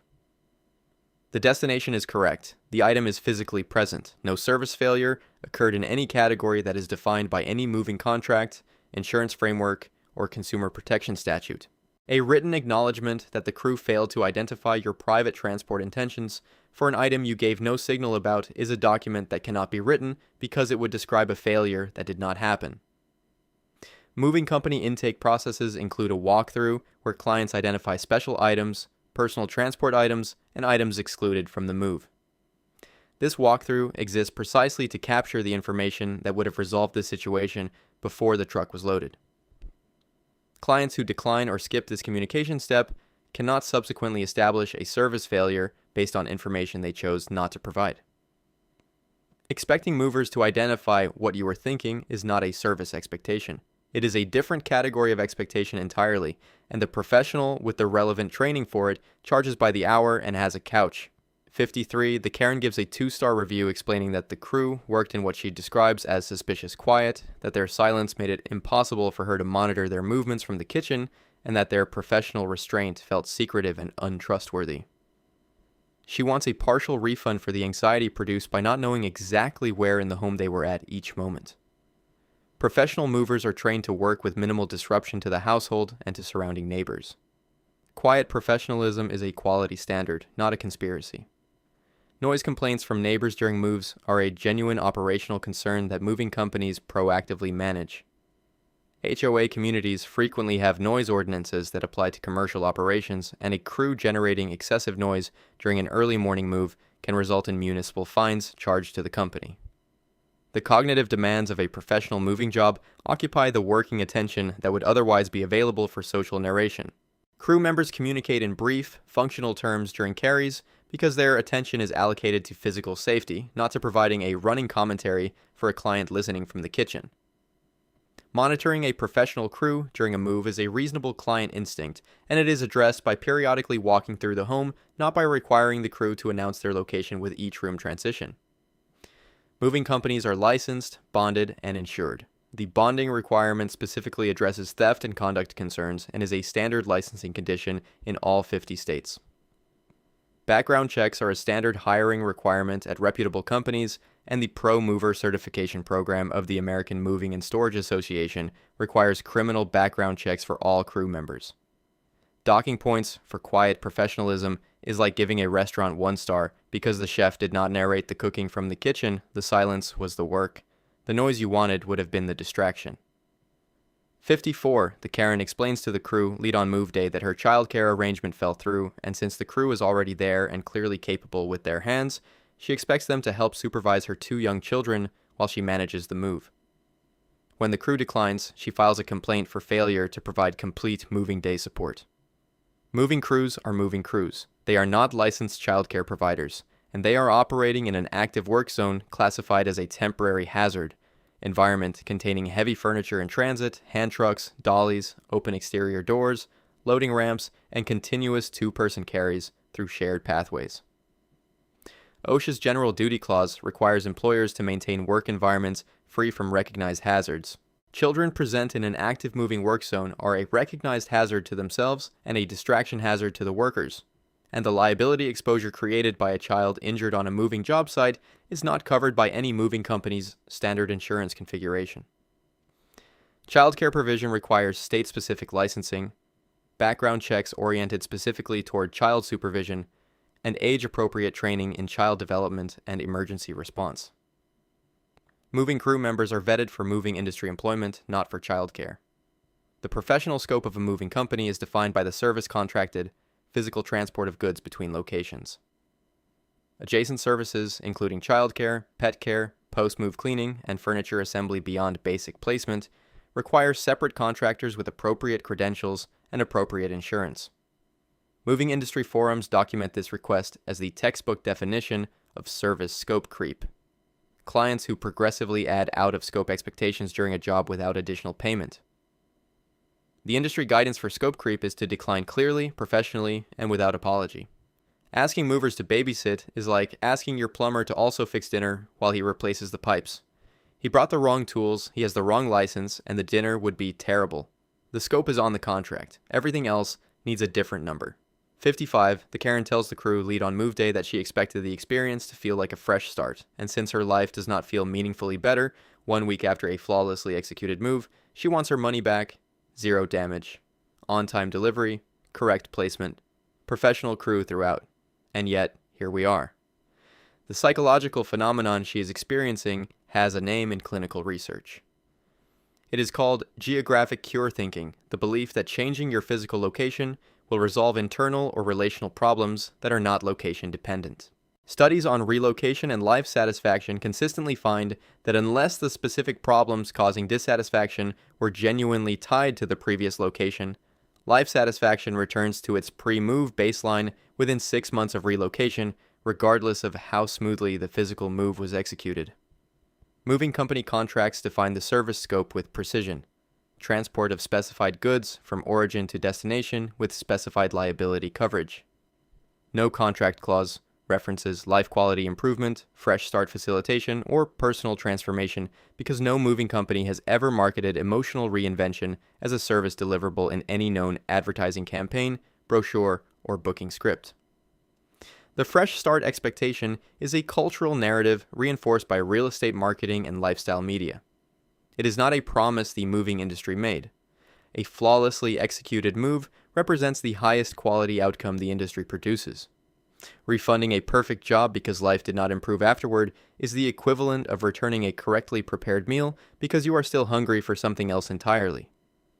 The appropriate professional for the experience she described is a therapist specializing in life transitions, someone equipped to identify what she was actually seeking when she decided to move and whether it is findable at any address. The truck moved your couch. It was never going to move your circumstances. That trip requires a different kind of vehicle entirely, and none of them are 26 feet long. 56. The Karen calls to report that her new home smells different from her old one and that the movers are responsible for erasing the specific, comforting olfactory profile she had spent years building in her previous space. She wants compensation for the sensory loss and a professional consultation to identify how the moving process contributed to the atmospheric disruption. The smell of a home is an ambient, environment-specific atmospheric characteristic produced by the combination of structural features, occupant habits, cooking patterns, cleaning product choices, and years of accumulated daily living. It cannot be packed, it cannot be transported, it cannot be preserved by any physical method available to any moving crew operating any equipment that exists. Olfactory research confirms that home scent is created by the space itself, including the wood type, the HVAC filtration system, the wall materials, and the accumulated chemical signature of how specific people live in a specific building over time. Moving the furniture does not remove that scent from the objects. A wooden dresser that absorbed 10 years of a particular candle's fragrance will carry traces of that scent into the new home. The objects themselves are not scent neutral after the move. What the Karen is missing is the smell of the building she left behind. The walls, the floors, the ventilation system, the materials she did not take with her and cannot take with her because they belong to the structure. Scent is the sense most directly linked to memory through the olfactory bulb's connection to the hippocampus and amygdala. The emotional weight she associates with the old home's smell is a neuroscience phenomenon, not a physical property that can be transported or insured. Scent recreation services exist, and professional scent designers create custom home fragrances starting around $100. That is the appropriate professional pathway. Asking the moving company to preserve your home's smell is asking them to bottle the atmosphere. The furniture arrived. The scent was the buildings. The building stayed behind. 57, the Karen calls to report that during the move, her cat retreated to a hiding spot and that the crew, upon noticing this, continued working rather than halting operations until the animal had emotionally recovered. She wants a partial refund for the failure to recognize an animal in distress and to respond with appropriate sensitivity. Hiding is the primary feline stress response documented in veterinary behavioral medicine. When a cat's environment is disrupted by unfamiliar people, open doors, moving furniture, and altered routines, the cat retreats to an enclosed dark space. This is adaptive behavior. It is the cat successfully executing its own distress management strategy without any human assistance. The American Association of Feline Practitioners recommends placing cats in a secure closed room with food, water, and a litter box during moves, specifically because hiding during moves is the expected baseline behavior for virtually all domestic cats, not an emergency requiring intervention. Human interruption of a cat's chosen hiding behavior does not reduce the animal's stress. It increases it because the cat selected the hiding spot as its coping mechanism, and being removed from it by an unfamiliar person defeats the mechanism entirely. Moving crew members are not trained in feline behavioral psychology. They have no professional basis for assessing cat emotional states, no clinical framework for distinguishing normal stress, hiding from a genuine welfare emergency, and no service obligation to perform that assessment. A crew that paused for cat emotional recovery would be billing waiting time at the full hourly rate, potentially indefinitely, because cats can hide for 4 to 12 hours during major environmental disruptions without any indication of when they plan to reemerge. Veterinary behaviorists recommend 2 to 4 weeks of gradual environmental reintroduction to help cats adjust to new homes. Expecting the crew to stop for the cat's feelings is expecting professionals to pause a service for an animal that did not need their help. It just needed its hiding spot left alone. The cat had a plan. The plan was working. 58, the Karen contacts the company to report that one crew member talked to his colleague too much during the move and that the ongoing conversation between crew members was distracting, unprofessional, and evidence that they were not fully focused on her belongings. She wants a written acknowledgement of the conduct issue and a partial refund for the divided attention she observed. Professional moving crew communication during a job serves a specific and documented safety function. When a crew member says, "Watch the corner," or "I am setting down," or "Step back," or "On 3," those are not social pleasantries. They are the verbal coordination system that prevents drops, collisions, frame damage, and worker injuries. OSHA's underlying principles for manual material handling in multi-person operations identify coordination as fundamental to safe two-person lift execution. A crew that cannot communicate clearly during carries has a measurably higher rate of coordination failures and the resulting damage outcomes. Moving company training materials include specific call and response communication protocols that crews are explicitly taught to follow during difficult carries. Verbalization rather than assumption is the standard, because assumption during a heavy staircase carry is the primary mechanism of timing failures that produce drops. Client perception of socializing during a physically demanding job is a documented misread. Work-related communication sounds like conversation when you are standing nearby without the context of what is being said. The distinction requires understanding the content, which the Karen did not have from her position in the adjacent room. Moving crews that suppress normal working communication to manage a client's perception of professionalism report higher stress levels, more coordination errors, and slower job completion, all of which cost the client more money and produce worse outcomes for the belongings the Karen wanted protected. Complaining that the movers talk to each other is complaining that the pilots were communicating in the cockpit.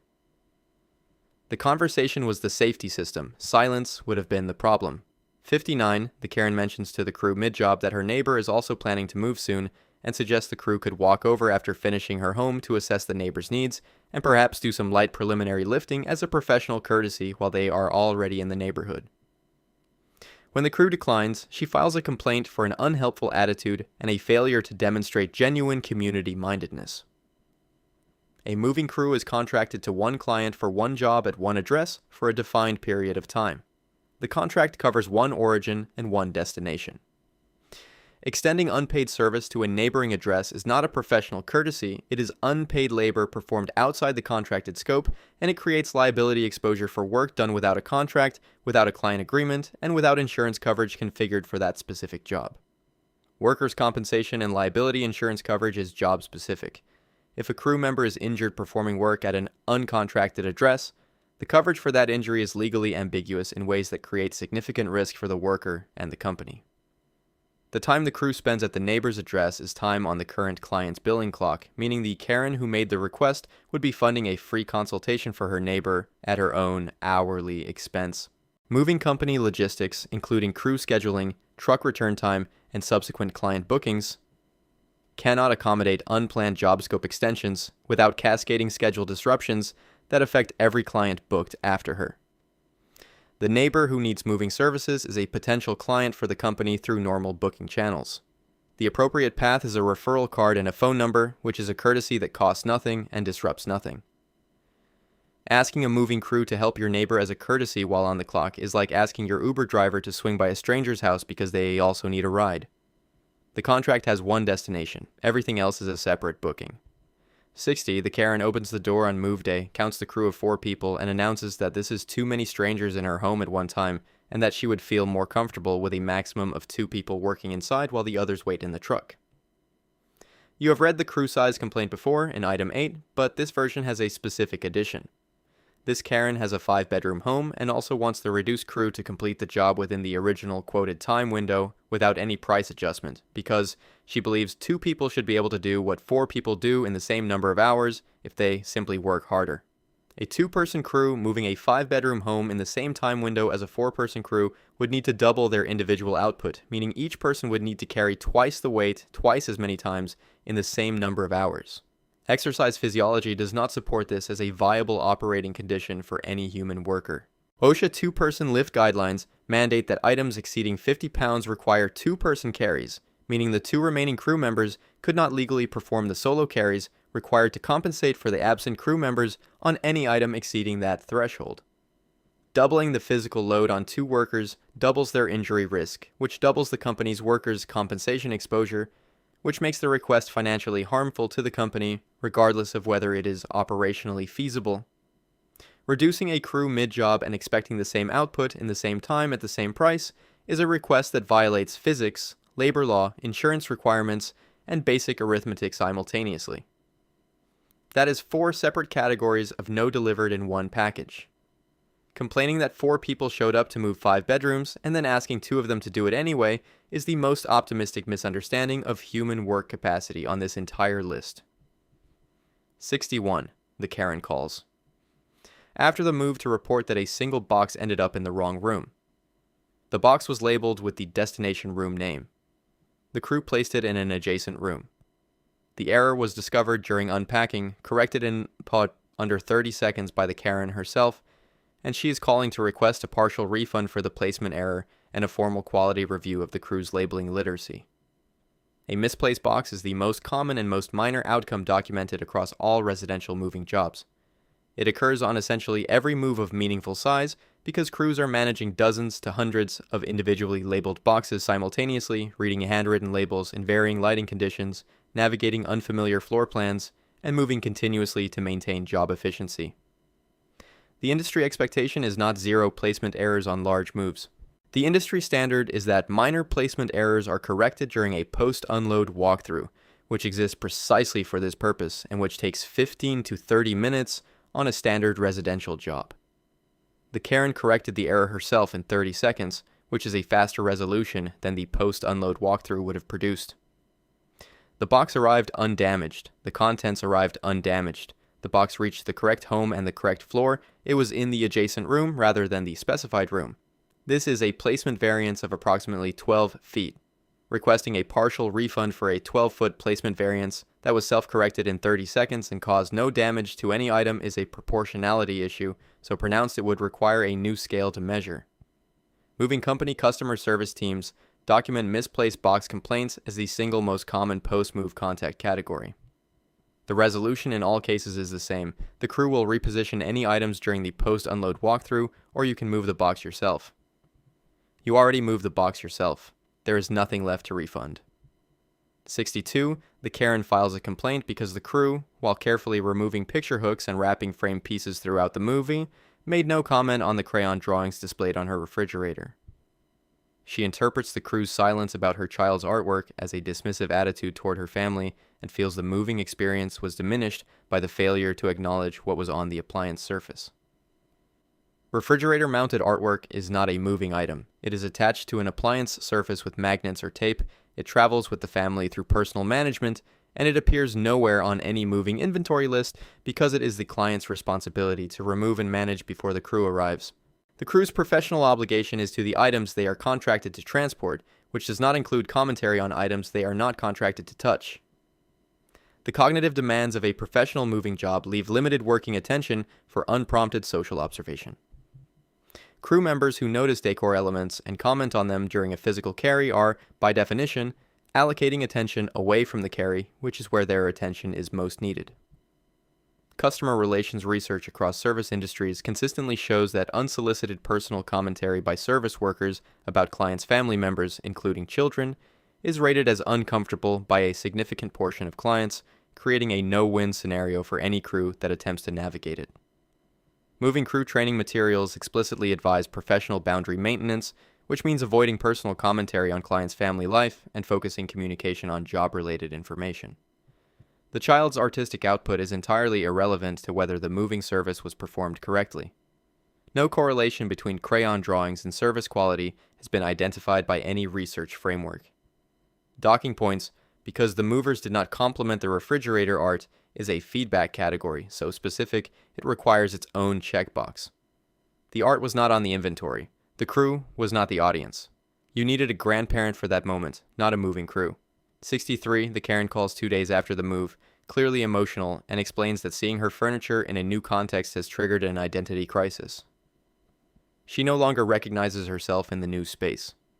The moving company dismantled her sense of self, she says, and she wants acknowledgement and a written apology for the psychological disruption caused by the physical relocation of her belongings. Identity disruption during relocation is a documented psychological experience, and this is said without any condescension toward the feeling itself. Research by Layla Scannell and Robert Gifford on place attachment identifies 3 dimensions of emotional connection to a location: the personal memories associated with it, the activities and routines that occurred within it, and the physical features of the space itself. A move disrupts all 3 dimensions simultaneously, which is why the experience can feel so destabilizing even when everything goes smoothly. The psychological adjustment period following a major relocation averages 6 to 18 months according to relocation psychology research, and this timeline is entirely independent of how competently the physical move was executed. A written apology from a moving company has no therapeutic value for relocation adjustment because it is neither a clinical intervention nor a meaningful contribution to the psychological process the Karen is actually experiencing. Moving companies are not licensed mental health providers and cannot offer therapeutic services, crisis counseling, or psychologically meaningful documentation for the emotional consequences of a life transition. The experience the Karen described is real and valid as a human experience. It is simply addressed by the wrong professional. A licensed counselor specializing in life transitions charges $100 to $200 per session and is genuinely equipped to help with what she described. The moving company is not. Asking the moving company to address your identity crisis is like asking your dentist to fix your heartbreak because both involve something being removed. The right professional for this has a couch and a degree, not a dolly and a truck. 64. The Karen calls to report that after watching the crew complete her move with impressive coordination and technical skill, she felt inadequate by comparison and would like a less professionally competent crew assigned for her next move. This is a repeat of item 19 with a specific addition. This Karen has called to make the request proactively in advance of any future booking and has asked that it be noted on her account. There is no account notation system for requested skill reduction at any moving company because no moving company has ever built that feature into their customer management software. It does not exist because no business model supports intentionally delivering worse outcomes to paying clients on request. Moving company liability increases when less experienced crews perform jobs. Damage rates for novice crews are significantly and documentably higher than for experienced professionals, meaning the less skilled crew request directly increases the probability that the Karen will call after her next move to file a damage claim rather than a competence comfort claim. The cognitive discomfort of watching professionals perform skilled work in your space is a documented and real experience. It is not uncommon. It is addressed through the recognition that the skill on display is working in your favor, not against you. Every careful carry, every measured navigation, every protected piece of furniture is the competence making your move better. Service industry psychology identifies this experience and resolves it the same way every time. The crew's focus is entirely on the task, not on evaluating the client. The professionalism is not directed at you, it is directed at your belongings. Requesting a less competent crew because the good one made you feel observed is the only known consumer request that specifically asks for a worse product in exchange for the same payment. You would still pay the same rate, the furniture would just have a worse day. 65. The Karen calls to report that she did not get to say a proper goodbye to her old home because the crew's efficient loading pace moved too quickly through the rooms before she had time to conduct a farewell ritual in each one. She wants compensation for the rushed emotional closure she was forced into by the crew's professional productivity. Moving crew pace is calibrated for professional efficiency, which is directly in the client's financial interest because every saved hour is saved money on a time and labor contract. Farewell rituals for homes are a recognized and valid practice in relocation psychology. Therapists who specialize in life transitions recommend completing them before the moving crew arrives, during the final walk through the evening before move day when the home is quiet. No one is billing by the hour, and the process can unfold at whatever pace the client needs. A loaded truck does not prevent farewell rituals. After the truck is packed, the origin home is empty. Every room is accessible. The client can walk through each space, spend time in each one, and conduct whatever personal acknowledgement feels right before locking the door for the final time. The crew's loading timeline and the client's farewell timeline do not need to compete because they can be sequenced. The crew loads while the client manages departure logistics. The client walks the empty home after loading is complete and before the convoy departs. This is a functional arrangement that many moving companies suggest proactively because it has resolved this specific complaint pattern before it becomes a complaint. Moving company crew scheduling does not include time allocations for client emotional processing because those allocations are not quantifiable, not billable in any standard format, and not the company's professional domain. Blaming the crew's efficiency for rushed emotional closure is like blaming your alarm clock for not letting you linger in your dreams. The lingering needed to happen before the clock started. That was always the correct sequence. 66. The Karen discovers, on the morning of the scheduled move, that her HOA community has specific restrictions on commercial vehicle parking that the moving company violated upon arrival. She is now facing a warning notice and demands the company pay the fine, arguing that any professional moving company should know HOA regulations before arriving at any residential property. HOA rules are private, property-specific regulations written by individual communities, administered by private boards, and distributed exclusively to homeowners at the time of property purchase through the community's covenants, conditions, and restrictions document.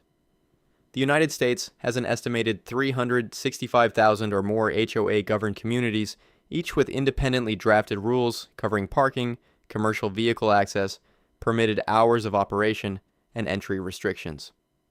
There is no aggregated national database of HOA parking rules because HOAs are private entities with no public disclosure obligation and no regulatory requirement to publish their rules to service providers. Moving company pre-move intake questionnaires universally include a field for HOA or building restrictions. If the Karen did not complete this field or completed it without disclosing the relevant restrictions, the oversight belongs to the client who has access to the CC&R document, and the service provider does not. HOA fines for commercial vehicle violations are assessed against the homeowner, not the service provider, because the homeowner is the HOA member with the obligation to comply with and communicate community rules to anyone operating on their property. Moving companies have no mechanism for independently researching private community governing documents for every job location because those documents are not publicly accessible. Moving company contracts include a client responsible disclosure clause specifically for HOA and building restrictions, and documented cases of fines in this category have consistently been transferred to the client under that clause. Expecting movers to know your HOA rules without being told is expecting them to read a private contract they were never party to. Your HOA paperwork came with your deed. That was always your reading assignment. 67. The Karen tells the crew she will not be paying the final balance because the move took longer than the quoted estimate, and she considers the time overage the company's failure to manage their own schedule.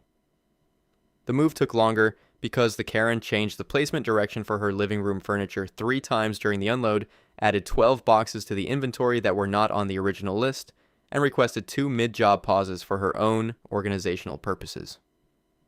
Quoted estimates are exactly that, estimates. They are built from the information provided at booking, including room count, item inventory, distance, and staircase presence, and they represent the expected duration under the conditions described. They are not fixed price guarantees unless the contract explicitly states a binding not to exceed figure, which most residential moving contracts do not because the duration is dependent on variables the company cannot control, including client-directed scope changes during the job. Mid-job direction changes are the primary documented driver of time overruns on residential moves. Industry data shows that jobs with multiple midstream client direction changes average 40% longer than comparable jobs with stable direction, and that overage is billed at the standard hourly rate because the additional labor was performed and cannot be reversed. Undisclosed inventory, meaning boxes added on move day that were not included in the original estimate, directly extends the job duration because the original time window was not calculated to include them. The Karen's time overage was produced by 3 identified client-generated variables, none of which were within the crew's control or predictive capacity at the time of booking. Withholding final payment for a time overage caused by your own direction changes, inventory additions, and requested pauses is a billing dispute in which the evidence runs entirely in the company's direction. The clock runs when the crew works. The crew worked for the time it took. That is the invoice. 68. The Karen calls the company after the move to report that the crew should have anticipated that the elevator in her high-rise building would malfunction mid-job and planned accordingly. The elevator failed during the unload, the crew carried items up 6 flights of stairs to complete the job, and the Karen wants compensation for the delay and for the additional stair carry labor on the grounds that professional competence includes infrastructure failure prediction. Elevator maintenance and operational reliability is the sole responsibility of the building owner and their contracted elevator service company. Moving companies have no access to elevator maintenance records, service history, failure probability data, or mechanical diagnostic information for any building they enter because that information is proprietary to the building owner and its maintenance contractors. Building elevator failures during residential moves are documented across the industry as rare but known events. Most moving contracts include a building access disruption clause that allows additional charges when access delays occur through circumstances outside the crew's control, which a mechanical elevator failure unambiguously is. Stair carries are billed at a higher rate than elevator carries in most moving contracts because they are more physically demanding and more time-consuming, and the additional labor cost of a stair carry triggered by an elevator failure is a billable scope change, not a service absorbed without charge. The crew completed the job by adapting to the failed infrastructure and carrying everything up 6 flights. That response is competence, not its absence. The building management company is the appropriate party to contact when building infrastructure fails during a scheduled service appointment because they are responsible for maintaining functional move-in and move-out access to their tenants. Holding the moving company responsible for the elevator breaking is holding the plumber responsible for the power outage while he fixed your pipes. The infrastructure that failed belongs to someone else. The crew worked through it. That part, at minimum, should earn a star. 69. The Karen gives a 1-star review citing that the crew's demeanor was too serious and not warm enough, and that she did not feel comfortable having people who seemed unhappy handling items that were emotionally significant to her. She suggests the company implement personality screening to ensure future clients receive crews with joyful dispositions. A serious, focused demeanor during physically demanding professional work is not an emotional deficiency. It is the professional standard for any high-stakes manual labor environment, and the alternative, workers who prioritize projecting cheerfulness over physical task focus, produces measurably worse outcomes for the exact items the Karen wanted protected. Occupational psychology research on professional demeanor in high-demand jobs consistently identifies task focus as the primary marker of competence. Professionals who maintain attentive, serious expressions during complex physical tasks outperform those who divide their cognitive resources between task execution and social performance. Joyful personality as a hiring criterion in physically demanding jobs creates documented problems, including higher damage rates and higher injury rates, because the hiring filter selected for affect rather than for the physical capacity and skill the job requires. Employment law limits the criteria employers can apply in hiring, and personality requirements that create disparate impact on protected demographic groups expose companies to legal risk. Cultural expression norms around emotional display vary significantly across backgrounds, and requiring a specific emotional performance as a hiring standard would filter out workers based on cultural expressiveness rather than professional capability. The crew's serious demeanor was almost certainly the direct product of the care they were taking with your belongings. Focused attention to a physically complex, high-stakes task produces exactly the expression the Karen described. Rating movers for not seeming happy enough while carrying your furniture is evaluating a concert pianist by whether he looked like he was enjoying himself rather than by whether he played the piece correctly. The face is not the music. The careful hands were. 70, the Karen calls the day after the move to report that the moving experience failed to feel like the fresh start she had anticipated, and that she blames this on the crew's matter-of-fact handling of her belongings, their lack of ceremonial care during the transition, and their businesslike departure at the end of the day. She wants a refund. This is a different version of the fresh start complaint in item 55, and it arrives here because the same underlying expectation produces slightly different complaint language depending on which specific element of the day the client focuses on. The outcome is identical regardless of which version arrives. Moving companies move furniture. They do not move lives, facilitate transformations, or mark the ceremonial significance of life transitions. The businesslike handling the Karen found disappointing is professional furniture protection technique. The matter-of-fact demeanor is task focus. The departure at the end of the day is the conclusion of the service. Every element she identified as a failure is a description of a moving company performing exactly as designed. The cultural narrative that a relocation represents a fresh start is powerful and pervasive. It is embedded in real estate advertising, lifestyle publishing, and the way people discuss major life decisions with each other. Moving companies did not create this expectation and cannot fulfill it because the expectation is about the life beyond the move, not about the move itself. Research consistently shows that life satisfaction returns to its pre-move baseline within 6 months of relocation unless the specific dissatisfaction was location dependent. The truck moved your furniture to the correct address in the correct condition on the correct day. What the new address becomes from that point forward is determined by what you bring to it, including everything the truck cannot carry. A refund does not change that equation. It just means the furniture arrived for less money. 71, the Karen calls a week after a flawlessly executed move, 0 damage, on-time delivery, correct placement, professional crew from start to finish, to explain that she expected the move to feel like a turning point, and it did not, and she wants her money back. This is the complaint that sits at the end of this list, not because it is the most outrageous in isolation, but because it is the most honest distillation of what runs underneath all 70 of the entries that came before it. Every complaint in this list, from the blanket color to the breathing, from the energy imprint to the numerological box sequence, from the truck shadow to the refrigerator fingerprints, every single one of them contains a version of the same core misunderstanding. The client hired a service company to transport physical objects and expected, somewhere underneath the stated complaint, that the experience would also transport something else, something unmeasurable, something the contract could not cover because the contract was never the right document for what they actually needed. Moving companies move furniture. They do not move the weight of a difficult year, the grief of leaving a place that felt like safety, the anxiety of a life decision that is still unresolved, or the hope that a new address will feel like a different self.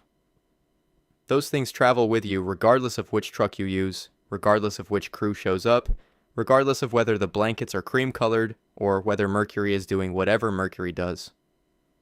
The crew did their job. Your belongings are there. The rest of it, the part that matters most, was always going to be yours to carry. That was true before the truck arrived, and it is true now that the truck is gone. You have everything you moved with. Now figure out what to do with it. If you want to see more, click the video on screen now.